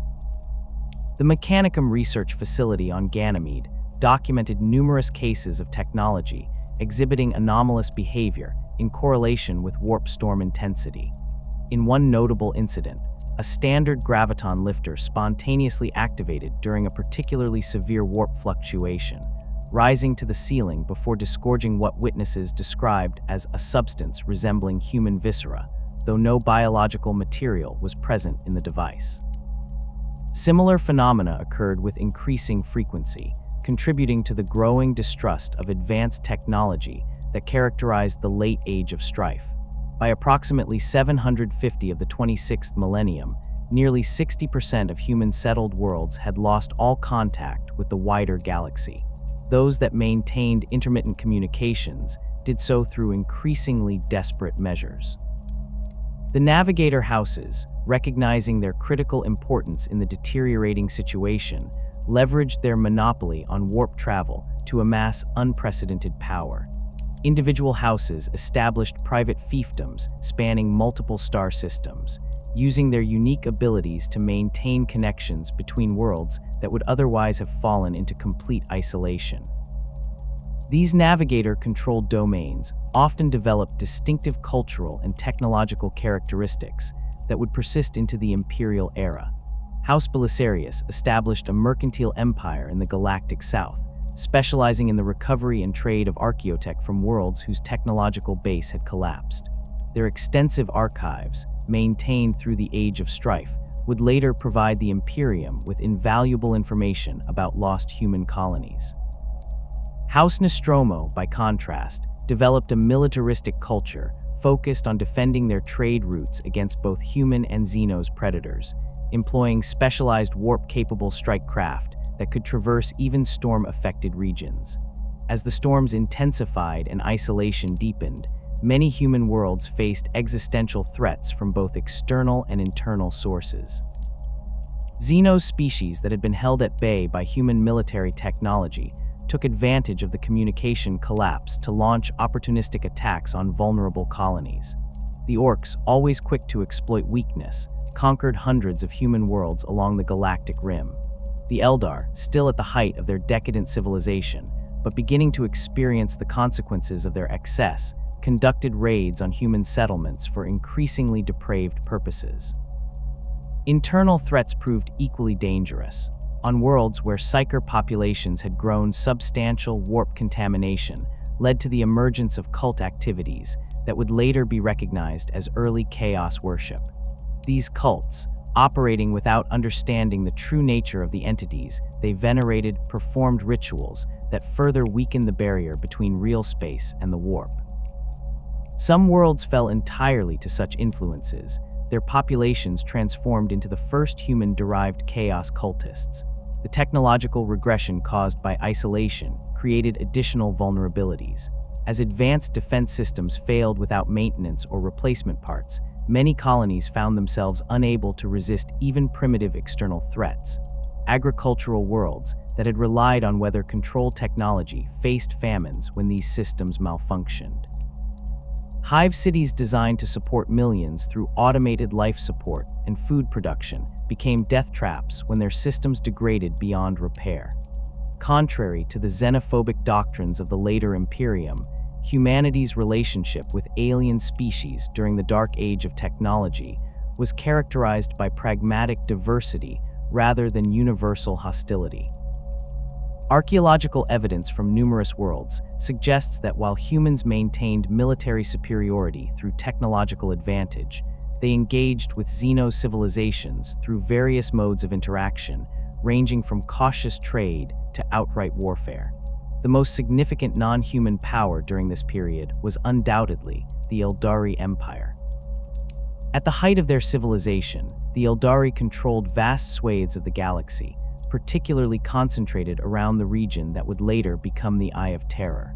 Their technological capabilities far exceeded even the most advanced human achievements, allowing them to reshape planets, create artificial suns, and traverse the galaxy through their webway network without risking the dangers of warp travel. Despite occasional Imperial propaganda suggesting ancient alliances between humanity and the Eldari, historical evidence indicates their relationship was primarily one of competitive coexistence rather than cooperation. The Eldari, already millions of years old as a civilization when humanity first reached the stars, viewed humans with a mixture of amusement and contempt. To their ancient eyes, humans were ephemeral creatures, briefly interesting in their rapid advancement but ultimately insignificant in the grand cosmic scale. Fragmentary records recovered from the vaults of Hydrafer describe diplomatic missions to Eldari craftworlds that ended in frustration rather than alliance. One account from an envoy named Cassius Thorn details a meeting with an Eldari delegation where the Xenos representatives spent hours discussing a single human painting they found, charmingly primitive, while ignoring all attempts to establish formal trade agreements. When pressed on matters of territorial boundaries, the Eldari reportedly responded that borders exist only in the minds of those who cannot simply go elsewhere. This cultural disconnect did not always lead to open hostility. Regions where human and Eldari interests overlapped, a form of detached coexistence developed. The Eldari permitted human settlement on worlds they considered unimportant, while humans generally avoided direct competition for resources with the technologically superior elder species. Trade occurred at designated neutral zones, typically managed by specialized human merchant guilds who had developed protocols for navigating the bewildering complexities of Eldari social customs. The items exchanged in these transactions reveal much about the relationship between the two civilizations. Humans primarily sought Eldari wraithbone artifacts, psychically reactive materials, and occasionally technical knowledge, offering rare minerals, cultural curiosities, and human artistic works in return. Notably, the Eldari showed particular interest in human creative expression, considering it fascinatingly unpredictable compared to their own increasingly decadent and ritualized art forms. As the Eldari civilization descended deeper into hedonistic excess during the late Dark Age, these relatively stable interactions began to deteriorate. Reports of unprovoked attacks on human colonies increased, particularly in the galactic southeast. These raids were not motivated by territorial expansion or resource acquisition, but appeared to serve the increasingly depraved appetites of Eldari pleasure cults.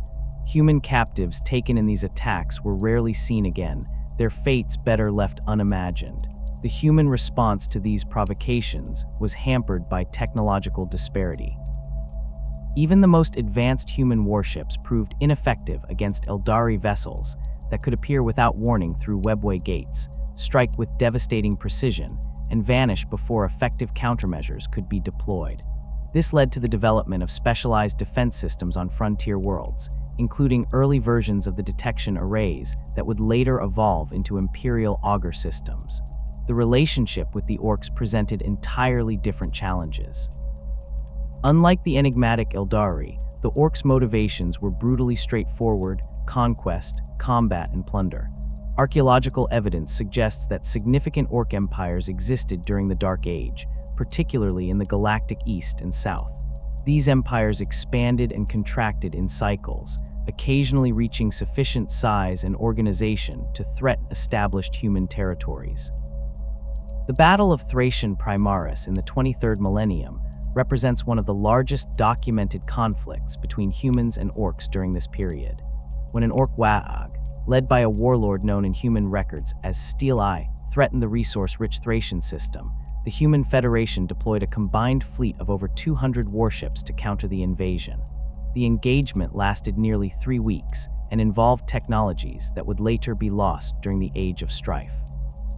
Witness accounts describe human vessels employing molecular disassembler beams that could reduce Orc ships to their component atoms in seconds, while ground forces deployed gravitic distortion weapons that literally crushed the Xenos invaders under their own massively increased weight. Despite these technological advantages, the battle resulted in Pyrrhic victory, with nearly 60% of human forces lost to the sheer numbers and ferocity of the Orc attackers. This pattern repeated across human space throughout the Dark Age, technologically superior human forces achieving costly victories against numerically superior orc armies. Unlike the sporadic conflicts with the Eldari, warfare against the orcs was constant and grinding, requiring permanent military installations along frontier regions where orc activity was detected. The Human Federation established specialized anti-orc task forces that combined conventional military assets with advanced xenobiological research teams. These units studied orc physiology and behavior patterns, developing increasingly effective countermeasures against their unique reproductive cycle and technological capabilities. Some of these research facilities would later be rediscovered during the Great Crusade, providing the early Imperium with valuable intelligence on this persistent Xenos threat. Not all Xenos interactions during the Dark Age were hostile. The Jacaro, a species of intelligent simian-like beings with an innate genius for technological manipulation, maintained generally positive relations with human worlds. Though their non-humanoid appearance and incomprehensible communication methods prevented deep cultural exchange, their remarkable ability to intuitively understand and improve upon mechanical systems made them valuable trading partners. Human merchant vessels regularly visited known Jacaro habitats, exchanging raw materials and cultural artifacts for the unique devices created by these Xenos artisans. Jacaro technology, while often inscrutable in its underlying principles, demonstrated efficiency and elegance that sometimes surpassed human designs. Particularly prized were their miniaturized weapon systems and environmental adaptation devices, which could pack remarkable functionality into impossibly small packages. The Tau species, which would later establish their own interstellar empire, had not yet evolved to sentience during the Dark Age of technology. Their homeworld of Tiao was noted in early human stellar cartography simply as an unremarkable terrestrial planet with pre-sapient indigenous life, and was never targeted for colonization due to its distance from established warp routes. More mysterious were humanity's interactions with the species later known as the Necronter. Archaeological expeditions in the 41st millennium have occasionally uncovered evidence suggesting that human explorers during the Dark Age encountered dormant Necron tomb complexes, though most such facilities remained deeply buried and undetected. One particularly notable site on Explorator Station, Gamma 7, contains murals depicting human figures in Dark Age environmental suits examining distinctly Necron architecture, suggesting at least some awareness of this ancient species. What these early explorers made of such discoveries remains largely unknown. Some fragmentary records suggest that certain tomb worlds were marked as prohibited in human navigation charts, indicating at least a basic understanding of the danger they represented. Other evidence points to limited attempts to study recovered Necron artifacts, though such research appears to have been abandoned after several unexplained incidents, resulting in the complete disappearance of research teams. The species that would later be known as the Tyranids remained entirely unknown during this period, their hive fleets still traversing the void between galaxies. Similarly, the Quorl Swarmhood, the Atrud, and various other Xenos species encountered during the Great Crusade appear to have had minimal contact with Dark Age humanity, either because they occupied regions of space not yet explored, or because they had not yet developed interstellar capability. Limited technological exchange occurred with certain compatible Xenos civilizations. The Demiurge, a technologically advanced species of void dwellers, established trading relationships with human colonies in the galactic core. These exchanges primarily involved mining techniques and metallurgical knowledge, with the Demiurge providing expertise in extracting resources from asteroid fields and gas giants in exchange for human agricultural products and water. The Kindbrak Empire, occupying a significant region of what would later become the Segmentum Pacificus, maintained formal diplomatic relations with several human confederations. Archaeological evidence from the world of Interitus suggests joint human Kindbrak settlements existed, with distinct architectural styles blending in certain structures.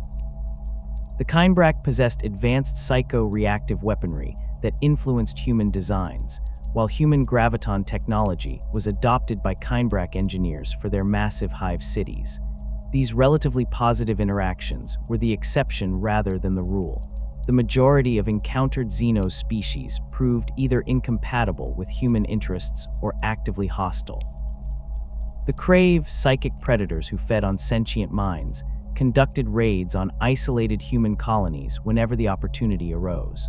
The Frail, with their reality-distorting technology, contested human expansion in several star clusters, leading to a series of limited but intense conflicts. The Sloth, perhaps the most horrific of the Xenos encountered during this period, targeted human worlds along the galactic northwest. These corpse-consuming shapeshifters infiltrated human societies, replacing key individuals and gradually subverting entire populations. The Human Federation deployed specialized hunter-killer teams against suspected Sloth infiltrations, employing both advanced detection technology and trained psychic operatives who could sense the distinctive mental patterns of these Xenos predators. One of the most significant Xenos threats faced during the Dark Age was the Nephilim incursion of the 23rd millennium. These void-dwelling entities, composed of semi-tangible matter that could exist in both real space and the warp simultaneously, invaded the Segmentum Solar with forces that defied conventional physics. Their ships moved without apparent propulsion, their weapons caused matter to age thousands of years in seconds, and their very presence induced psychosis in human populations. The conflict lasted nearly 2 decades and required the deployment of weapons technologies so destructive that they were sealed away after the Nephilim were finally repelled. These included the Sun Snuffers, devices that could induce premature stellar collapse, and the reality torrent projectors that could temporarily suspend natural laws within their area of effect. The victory came at tremendous cost, with over 30 human-settled systems rendered uninhabitable by the aftermath of these weapons. While the Rangdan xenocide specifically occurred during the Great Crusade rather than the Dark Age, earlier encounters with Rangdan scout forces are documented in fragmentary records from frontier outposts. These initial contacts, though limited in scale, provided the first hints of the horrific threat this species would later pose to the early Imperium. Human forces who encountered Rangdan advance elements described them as reality-wrong and mind-breaking, suggesting their alien nature transcended simple biological differences. The technological and tactical lessons learned from these early Xenos conflicts would prove invaluable during the later Great Crusade. Many of the specialized weapons and defense systems developed by Dark Age humans to combat specific Xenos threats were rediscovered and repurposed by the early Imperium. The molecular disruptor fields originally designed to counter Orc physiology would evolve into the disruption fields used in power weapons, while psychic dampening technology created to defend against Crave predation formed the basis for later anti-psyker devices. Perhaps the most important legacy of these ancient conflicts was the accumulated xenobiological knowledge.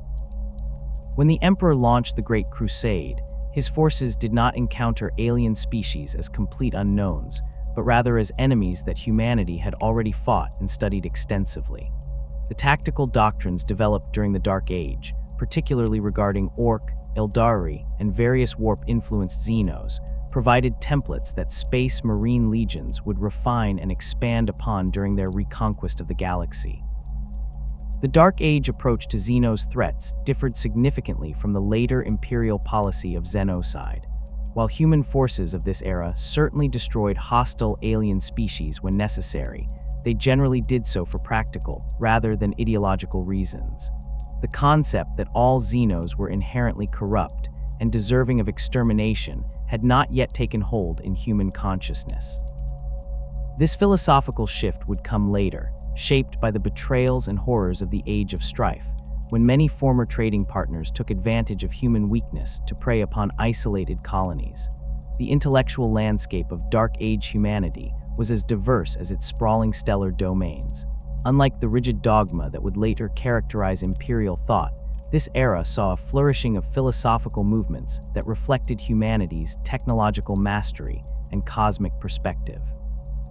Among the most influential was cosmic humanism, which emerged in the core systems during the 22nd millennium and gradually spread outward with colonial expansion. Cosmic humanism positioned humanity as the universe's self-awareness made manifest, not merely inhabitants of the cosmos, but its conscious expression.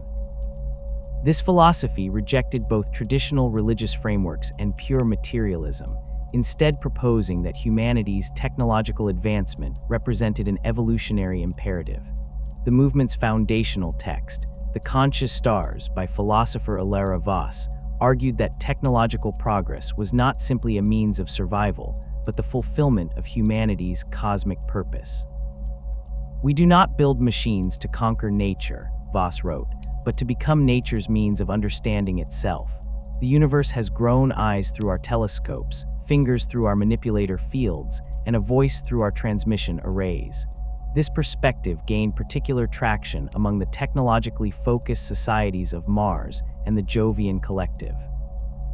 On these worlds, the distinction between philosophical inquiry and technological development blurred, with engineering advances considered expressions of philosophical principles rather than merely practical innovations. The Martian Noetic Academies combined technical training with metaphysical exploration, producing generations of engineer philosophers who approach technology as a spiritual discipline.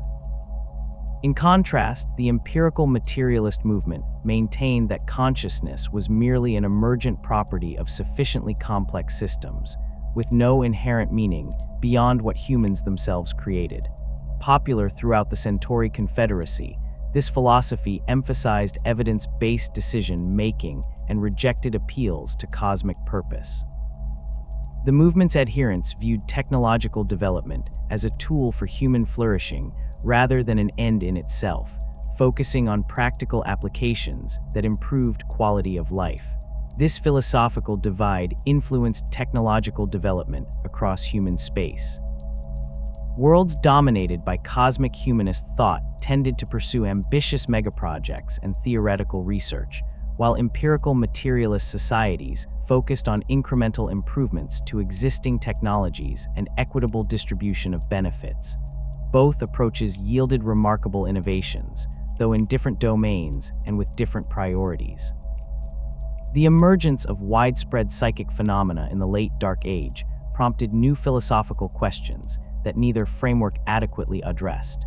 If consciousness could directly affect reality through psychic manipulation, what did this imply about the nature of existence itself? The Imperium interface theory proposed that consciousness represented a bridge between material reality and the warp, with psychic individuals simply possessing more permeable boundaries between these realms. This theory gained credence as psychic abilities became more common and better understood.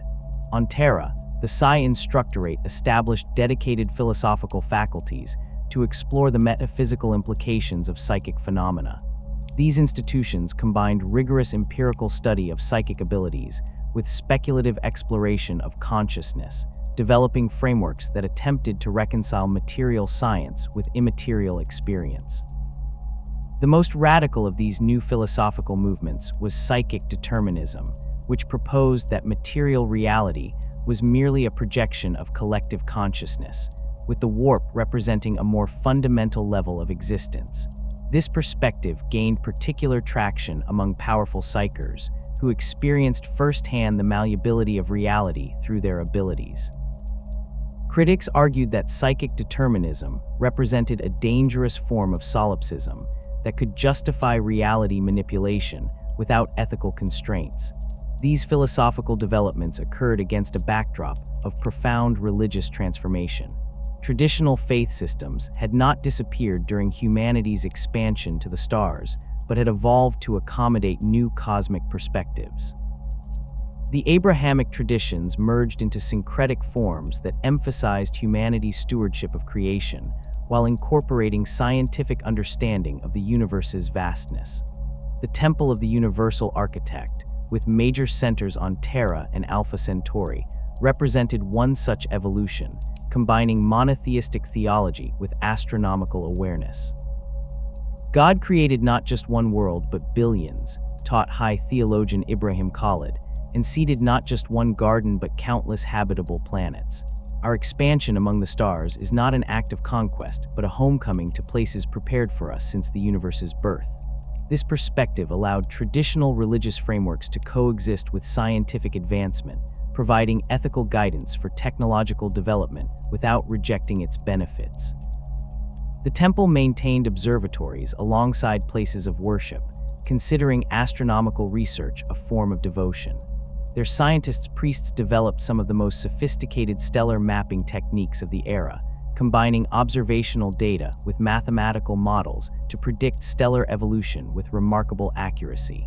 Other religious movements emerged that had no direct connection to Terra's traditional faiths.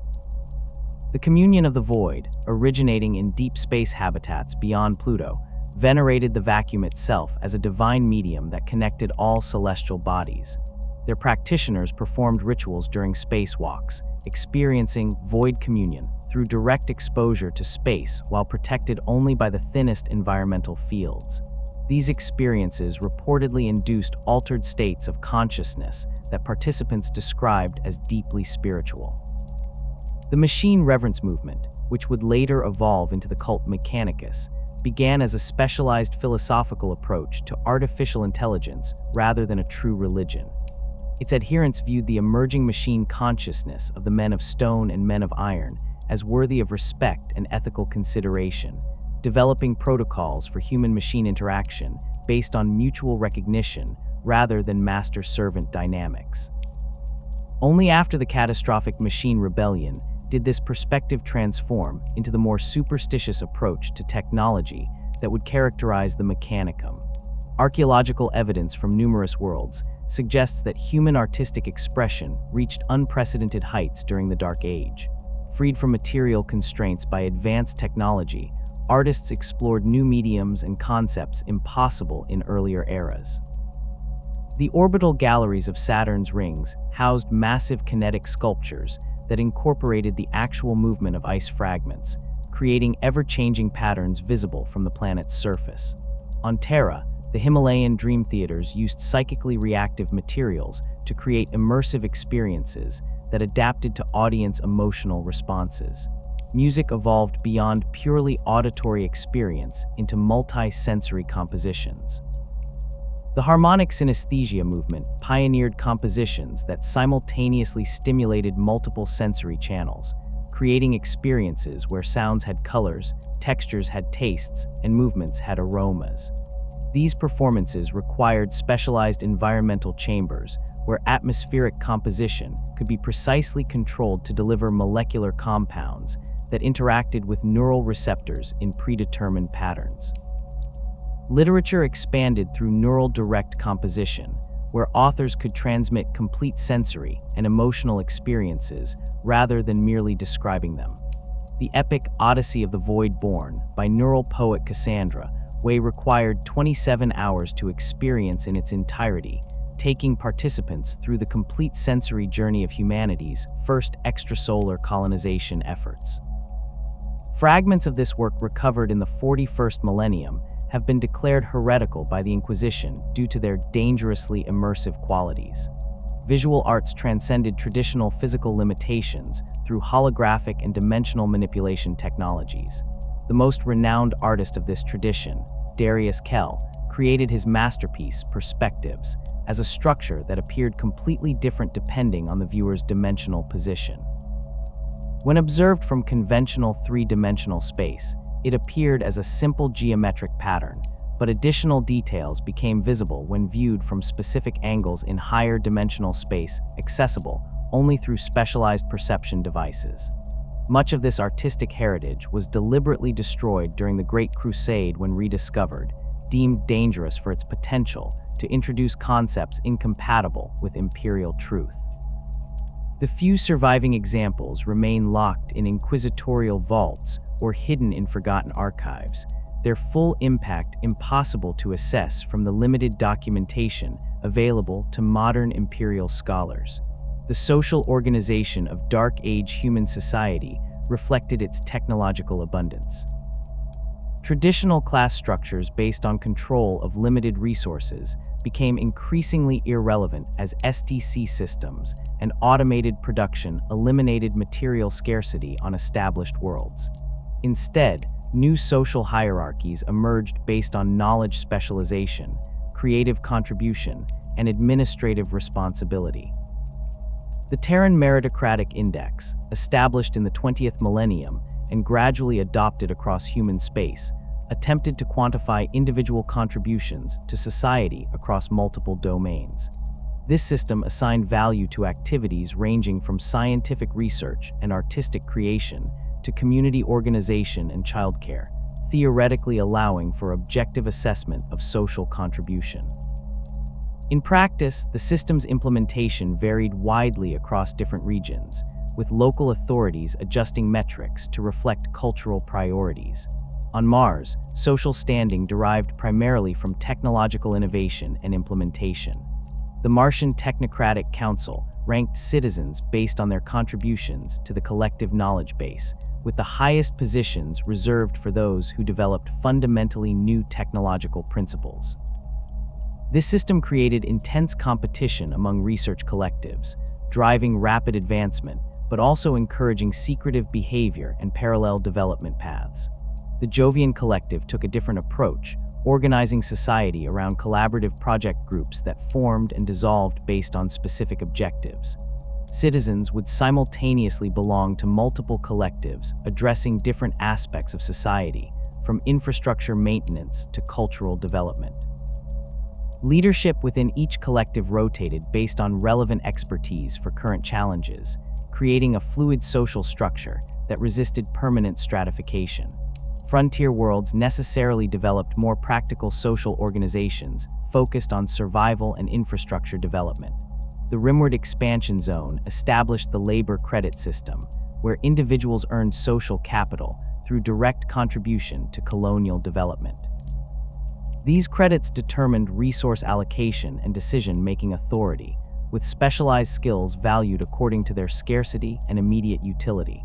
This pragmatic approach sometimes clashed with the more abstract valuation systems of established worlds, creating tension when established authorities attempted to integrate new colonies into existing hierarchies. Despite these varied approaches, certain common features characterized Dark Age social organization across human space. The concept of mandatory retirement had largely disappeared, replaced by continuous education and role transition throughout extended lifespans. Individuals typically pursued multiple specialized careers sequentially, accumulating diverse expertise over centuries of life. This system created natural mentorship relationships between generations, with experienced practitioners guiding newcomers while gradually transitioning to advisory roles. Family structures evolved to accommodate these extended lifespans and changing social needs. The traditional nuclear family expanded into multi-generational household collectives that might include blood relatives, professional colleagues, and intentionally chosen companions. These expanded family units provided stable social frameworks amid the constant technological and social change that characterized the era. Child development received particular attention, with education systems designed to cultivate both specialized expertise and adaptable thinking. The Proximan learning collectives pioneered educational approaches that combined immersive experiential learning with direct neural knowledge transfer, allowing students to acquire basic information instantly while developing application skills through guided practice. This system produced individuals with both deep specialized knowledge and broad adaptive capabilities, ideally suited to a rapidly evolving technological landscape. The Dark Age of technology represented humanity's most ambitious attempt to create a post-scarcity civilization where traditional limitations of resources, lifespan, and physical capability had been largely overcome. That this golden age ended in catastrophic collapse has been interpreted by imperial authorities as evidence of humanity's hubris and the inherent dangers of unrestricted progress. Yet fragments of Dark Age philosophy and culture continue to influence imperial society in subtle ways, preserved in ancient texts or transmitted through traditions whose origins have been forgotten. The Navigator houses maintain philosophical traditions dating back to their foundation, including meditation techniques and perception exercises developed during the Dark Age to enhance warp navigation capabilities. The structure of the Adeptus Administratum echoes organizational principles from the Human Federation's bureaucracy, though stripped of the philosophical framework that originally gave them meaning. Even the rigid hierarchy of the Adeptus Mechanicus represents a distorted reflection of the knowledge-based social structures of Martian society before the Age of Strife. Most significantly, the Emperor's vision for humanity's future incorporated elements from Dark Age philosophical traditions, particularly the concept of humanity as a psychically awakened species with a unique role in the cosmos. While rejecting the undisciplined exploration of psychic potential that contributed to the Age of Strife, the Emperor's Great Crusade nonetheless represented an attempt to reclaim humanity's lost greatness and continue its evolution along a more controlled path. As humanity's golden age reached its zenith in the late 25th millennium, the very foundations that had enabled such unprecedented prosperity began to show subtle signs of strain.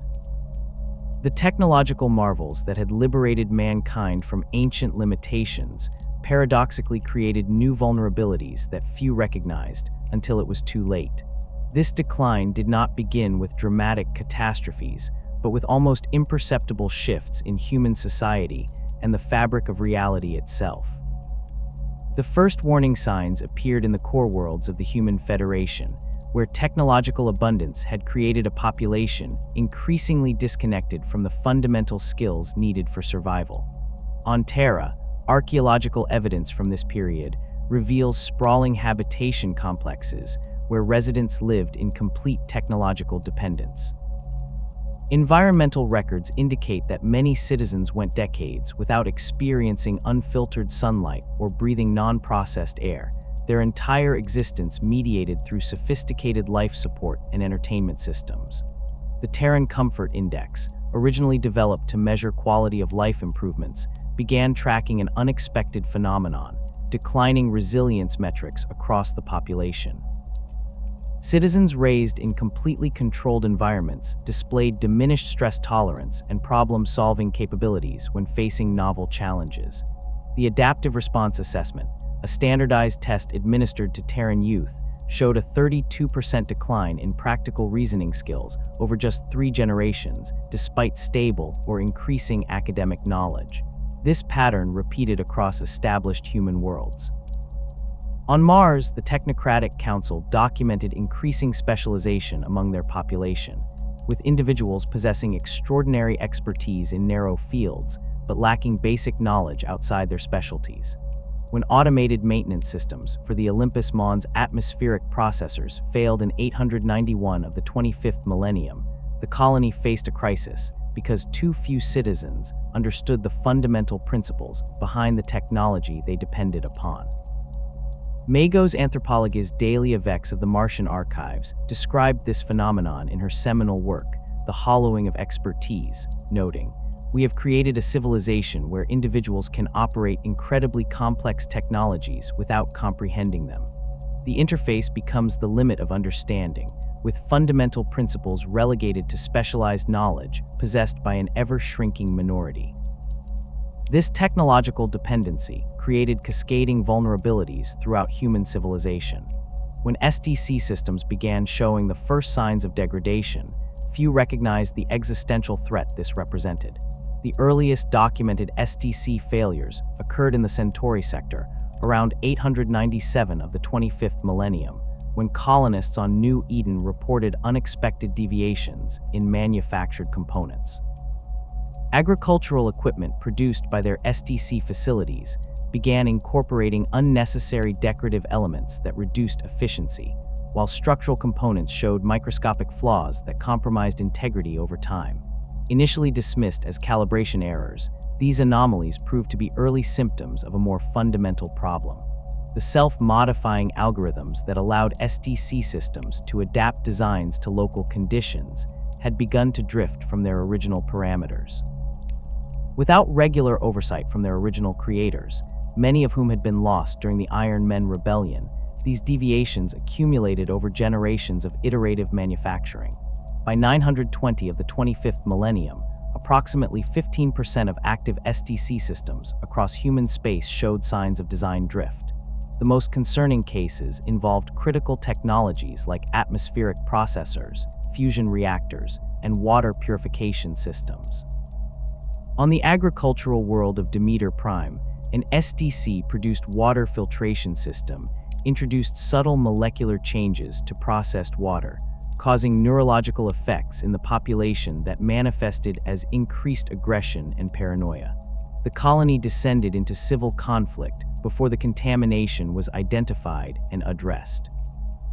These technological failures coincided with the first significant increases in warp storm activity, though the connection between these phenomena wouldn't be understood until much later. Navigator records from the period show a 27% increase in warp turbulence along major trade routes between 900 and 950 of the 25th millennium. While still navigable with proper precautions, these disturbances required longer transit times and more frequent course corrections, gradually increasing the isolation between distant human settlements. The psychic awakening of humanity accelerated during this same period, though not as a result of the warp storms, as later imperial histories would claim.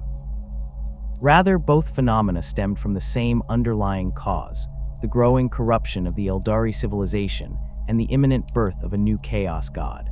The earliest documented cases of spontaneous psychic manifestation increased by 44% in the decades between 900 and 950 of the 25th millennium, with particularly high concentrations in the galactic east, closest to the heart of Eldari space. These emerging psychers faced dangers that their predecessors had not. The increasing turbulence in the warp made untrained psychic contact more hazardous, with higher rates of possession and mental breakdown. On the frontier world of Arcadia, the first documented case of mass possession occurred when a juvenile psycher's uncontrolled abilities created a tear in the veil between realities. Within hours, over 300 citizens had been possessed by warp entities, requiring the deployment of specialized Psi-Instructorate forces to contain the outbreak. The Psi-Instructorate's classified reports from this period reveal growing concern about the changing nature of warp manifestations. Earlier psychic phenomena had typically involved minor entities, disorganized energy patterns, or simple predatory constructs. By the late 25th millennium, psychers increasingly reported contact with more complex intelligences that displayed purpose and coordination. These entities, which would later be recognized as early manifestations of chaos, showed a disturbing ability to corrupt human minds through promises of power or knowledge. On the academic world of Archimedes Beta, renowned mathematician Elias Crane established a secret psychic research collective after experiencing what he described as revelations from the beyond. His group developed new computational models that produced remarkable breakthroughs in dimensional mathematics, but also incorporated subtle corruptions. The navigation systems derived from their work led to the disappearance of 17 vessels before the connection was discovered. When authorities finally investigated Crane's facility, they found the researchers had transformed their own bodies into living calculation engines through grotesque self-modification. While the immediate dangers of uncontrolled psychic activity received attention from authorities, few recognized the broader implications of humanity's psychic awakening. The species was evolving toward a more psychically active state at precisely the moment when the warp was becoming more dangerous to interact with. This convergence of biological evolution and immaterial corruption created a perfect storm that would eventually contribute to the collapse of human civilization. The technological regression that would characterize the Age of Strife began not with catastrophic failures, but with subtle degradation of capabilities. As SDC systems became less reliable, human colonies found themselves unable to maintain their most advanced technologies. The Martian Mechanicum archives document a steady increase in technical consultation requests from outlying systems, with colonies seeking assistance for technologies they could no longer maintain independently.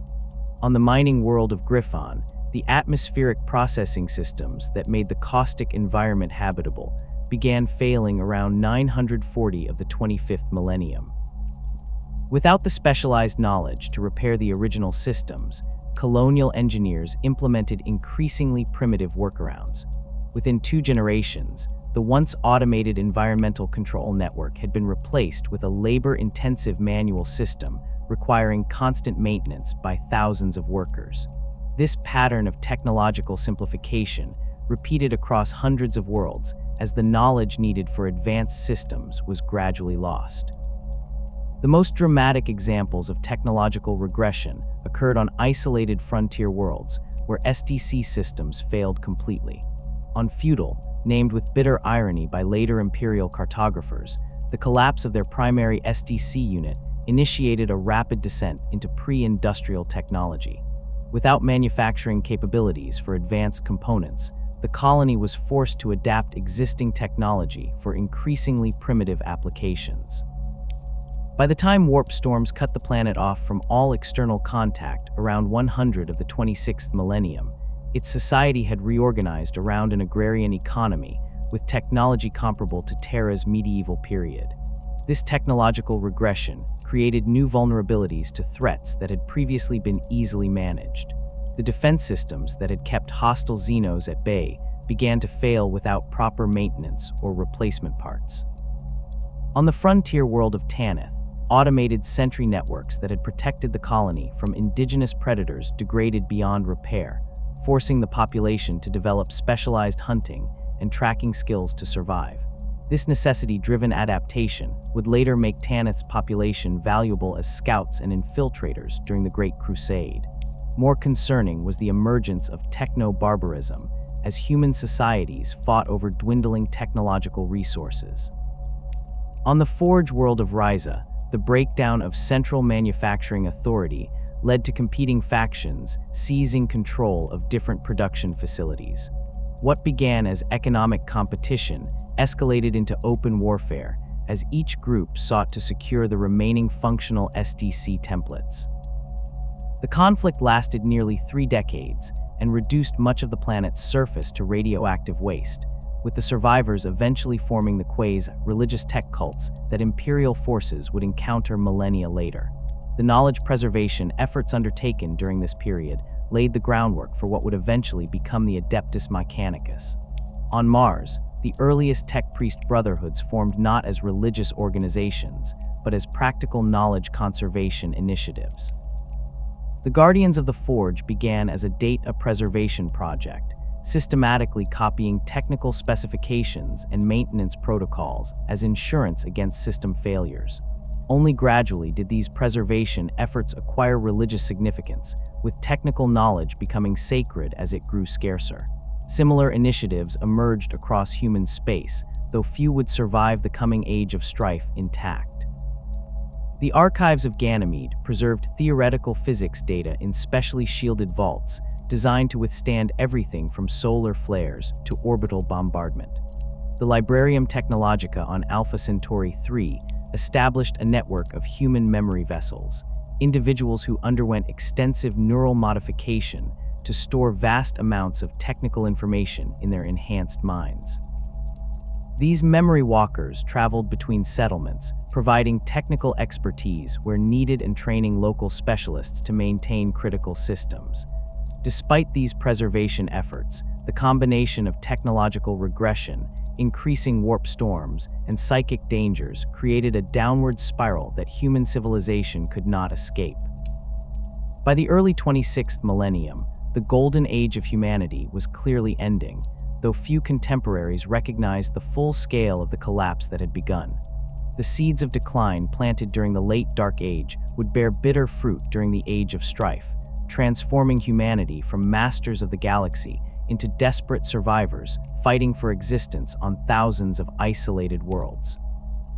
The final years of the Dark Age saw increasing social instability as resource distribution systems failed and competition replaced cooperation. On the hive world of Nova Terran, the breakdown of automated food production created artificial scarcity that quickly led to social stratification. Upper habitat levels secured control of functioning food synthesizers, while lower levels descended into violent competition for dwindling resources. Within a generation, a rigid class system had emerged from what had been an egalitarian society, with technological access becoming the new marker of social status. This pattern repeated across human space as the intricate network of trade and support that had sustained human civilization began to unravel.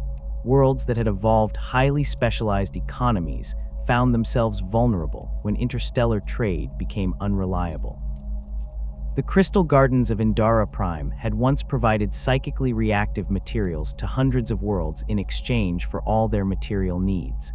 When warp storms disrupted this trade, the population found themselves with abundant luxury goods, but lacking basic necessities, forcing a painful transition to self-sufficiency that many did not survive.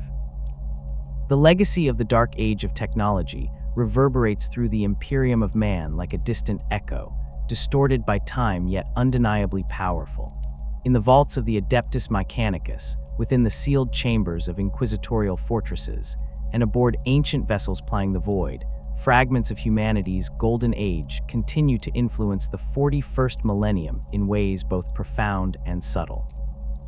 On Mars, deep within the labyrinthine archives of Olympus Mons, Archmagos Belisarius Call maintains a private collection of Dark Age relics that would be considered heretical by his more orthodox peers. Among these treasures is a computational crystal recovered from the ruins of Ganymede Station, containing partial SDC templates for technologies long forgotten. When properly interfaced with specialized equipment, the crystal reveals designs for molecular bonding techniques that surpass anything in the current Mechanicus arsenal. Call has incorporated elements of these ancient principles into his Primaris marine enhancements, though he carefully obscures their origins behind layers of modified ritual and technical obfuscation. The influence of such relics extends far beyond their immediate technological applications. For the Adeptus Mechanicus, Dark Age artifacts represent physical connections to the Omnissiah's greatest works, tangible proof that the machine god once walked among humanity. When a tech priest discovers an intact piece of Dark Age technology, the experience transcends mere scientific curiosity. It becomes a religious epiphany, a moment of communion with the divine through its most perfect creations. This reverence manifests in the elaborate rituals that surround the recovery and study of archaeotech. On the Forge world of Lucius, the Brotherhood of the Omniscient Flame maintains a specialized order of tech priests dedicated solely to the authentication and preservation of suspected Dark Age relics. These verifiers undergo extensive augmentation of their sensory apparatus, incorporating rare archaeotech components that allow them to detect subtle material and energetic signatures characteristic of authentic Dark Age manufacturing. The verification process itself has evolved into an elaborate ceremony lasting several days. The relic is placed within a specially constructed examination chamber, where it undergoes a series of non-invasive scans, while tech priests chant binary hymns believed to date back to Mars before the Age of Strife. Those rare artifacts confirmed as genuine receive individual designations and dedicated custodians who spend their entire lives studying and maintaining a single piece of technology.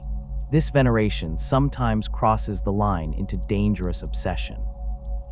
The Mechanicus battle barge, Omnissiah's Insight, disappeared in 897 of the 41st millennium after its commanding Magos received astropathic communications regarding a possible Dark Age vault discovered in the Halo stars. When a recovery team located the vessel 3 years later, they found the crew had fallen to tech heresy in their desperation to access the vault's contents. The ship's logs revealed that after conventional methods failed, the Magos had resorted to increasingly radical approaches, eventually attempting to interface directly with the vault's machine spirit through forbidden neural linkage protocols. The resulting corruption spread throughout the crew, transforming them into twisted cyborg abominations before the recovery team purged the vessel with fire. Despite such cautionary tales, the quest for Dark Age technology continues unabated. The Adeptus Mechanicus maintains hundreds of explorator fleets dedicated to locating and recovering archaeotech, ranging from small teams operating from single ships to massive expeditions comprising dozens of vessels and thousands of personnel. These fleets follow any lead, no matter how tenuous, ancient star charts, fragmentary transmissions, or astronomical anomalies that might indicate hidden human settlements from before the Age of Strife. The most significant archaeotech discoveries often occur not through dedicated searching, but as byproducts of other imperial activities. During the Macharian Crusade, Lord Solar Macharius's forces uncovered intact STC fragments on no fewer than 15 worlds, including the templates for the Lemon Rust Vanquisher cannon and improved filtration systems now used in high-grade void suits.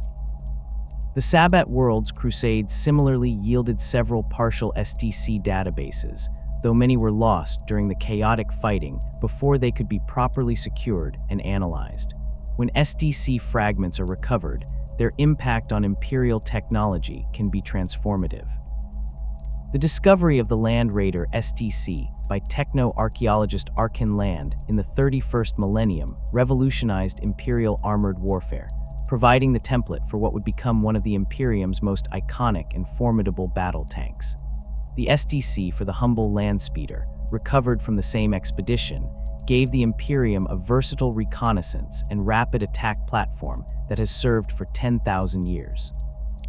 Even incomplete or corrupted STC data can yield valuable innovations. The Ryza pattern plasma gun, developed from fragmentary templates recovered during the Forges of Ryza campaign, improved energy containment by 23% over previous designs, significantly reducing the weapon's tendency to catastrophically overheat. The Lucius pattern Warlord Titan incorporates elements from partial STC data, resulting in more efficient reactor shielding that extends deployment times by approximately 15% compared to other patterns. Beyond the Mechanicus, other Imperial organizations maintain their own interests in Dark Age technology. The Inquisition's Ordo Chronos, before its mysterious disappearance, extensively studied temporal manipulation devices dating from humanity's Golden Age. Inquisitor Velain Ramius of the Ordo Malleus maintains a collection of Dark Age weapons specifically designed to combat warp entities, including a phase field generator that can temporarily force demons into material form, making them vulnerable to conventional weapons. Space Marine chapters guard their own archaeotech treasures, often incorporating them into their most sacred relics. The Dark Angels possess several weapons of suspected Dark Age origin in their hidden armories, including the plasma-based Heavenfall blades carried by their inner circle. The Ultramarines maintain a sealed vault beneath the Fortress of Hera containing artifacts recovered during the Great Crusade, accessible only to the Chapter Master and Master of the Forge. Among these treasures is reportedly a complete STC database for atmospheric processors, though this remains unconfirmed as the chapter has never permitted external examination. Some Dark Age technologies continue to influence the Imperium despite no longer being understood or reproducible. The Butcher's Nails, the neural implants that transformed Angron and his World Eaters into creatures of uncontrollable rage, represent a debased application of Dark Age neural modification technology. Originally designed as therapeutic devices for treating neurological conditions, these implants were corrupted and repurposed by the tyrants of New Syria. The twisted legacy of this technology lives on in the Chaos Space Marines of the World Eaters Legion, their minds and bodies permanently altered by implants whose true purpose and function have been lost to time. Similarly, the dreaded Phosphex weapons deployed during the Horus Heresy derived from Dark Age chemical compounds designed for industrial applications. These self-sustaining incendiary agents, capable of burning even in vacuum or underwater, proved so destructive and indiscriminate that they were officially banned by the Emperor himself after the heresy. Despite this prohibition, rumors persist of inquisitorial ordos maintaining small stockpiles for use against the most extreme threats, while the Death Guard Traitor Legion has incorporated corrupted variants into their arsenal of chemical weapons. Vortex weapons represent another Dark Age technology whose principles remain only partially understood in the 41st millennium. These devices tear holes in the fabric of reality itself, creating localized rifts between real space and the warp. Modern Imperial vortex weapons, such as those deployed by the Death Watch and certain Titan legions, are crude approximations of their Dark Age counterparts, creating unstable and short-lived distortions rather than the controlled rifts described in ancient texts. The psychological impact of these technological marvels extends beyond their practical applications. For ordinary Imperial citizens, tales of the Dark Age of technology have acquired an almost mythological status. Frontier world populations tell stories of god machines that could transform planets in days, of vessels that traveled between stars in the blink of an eye, and of humans who lived for thousands of years in perfect health. These accounts, distorted by millennia of oral tradition and religious reinterpretation, bear little resemblance to historical reality, but serve important cultural functions in maintaining humanity's sense of lost greatness. Even among the educated elite, the Dark Age has become more symbol than history, a cautionary tale of human hubris or a golden age to be reclaimed, depending on one's perspective. Planetary governors might justify technological restrictions by referencing the catastrophes that ended humanity's golden age, while ambitious Mechanicus factions might invoke the same history to argue for more aggressive research into forbidden technologies. The true nature of Dark Age technology, its capabilities, limitations, and underlying principles, remains largely unknown even to the highest authorities of the Imperium. What survives are fragments, isolated devices without context, partial templates missing crucial components, or ancient texts describing technologies with no surviving examples. The Imperium's understanding of these relics resembles a primitive tribe's comprehension of advanced machinery. They can observe effects and sometimes replicate specific functions, but the fundamental scientific principles remain beyond their grasp. This fragmentation is perhaps most evident in the Imperium's approach to artificial intelligence. The prohibition against abominable intelligence stems directly from the traumatic legacy of the Men of Iron Rebellion, yet few within the Mechanicus could articulate precisely what constitutes forbidden machine cognition versus acceptable machine spirit functionality. The line between sanctioned and heretical technology often depends more on tradition and political considerations than consistent technical criteria. The most sophisticated cogitator systems used by the administratum for logistical calculations employ computational techniques derived from Dark Age principles, yet are carefully limited to prevent true adaptive learning. Titan machine spirits display characteristics that border on independent consciousness, yet are considered sacred rather than abominable because of their long service to the Imperium. This contradiction reflects the Imperium's fundamentally religious rather than scientific approach to technology. What matters is not how something works, but whether it has been sanctified by tradition and authority. As the Dark Imperium enters the 42nd millennium, the influence of Dark Age technology continues to grow rather than diminish. The fracturing of the Imperium by the Cicatrix Maledictum has created new opportunities for the discovery of lost human colonies and forgotten caches of archaeotech. Worlds cut off from the Astronomicon have turned to alternative technologies for survival, sometimes rediscovering ancient principles out of desperate necessity. Archmagos Call's development of the Primaris Space Marines represents perhaps the most significant technological leap forward in millennia, incorporating elements of the Emperor's original work with Call's own discoveries from Dark Age fragments. The Mechanicus remains deeply divided over whether these innovations represent legitimate technological progress or dangerous deviation from sacred patterns. This tension between preservation and innovation, between reverence for the past and adaptation to present challenges, reflects the fundamental paradox at the heart of humanity's relationship with its technological heritage. The Dark Age of technology remains both beacon and warning to the Imperium of the 41st millennium, a reminder of humanity's potential for greatness and the catastrophic consequences of unrestrained progress. The fragments that survive continue to shape Imperial technology, culture, and philosophy in ways both obvious and subtle. As humanity faces unprecedented threats from without and within, The echoes of its golden age offer both tantalizing possibilities and sobering lessons about the price of technological hubris. In the vaults of Mars, in the armories of ancient space marine chapters, and in the forgotten ruins of abandoned human worlds, the legacy of the Dark Age endures. Whether these remnants will ultimately lead humanity back toward technological enlightenment or deeper into superstition and decay remains one of the great unanswered questions of the 41st millennium.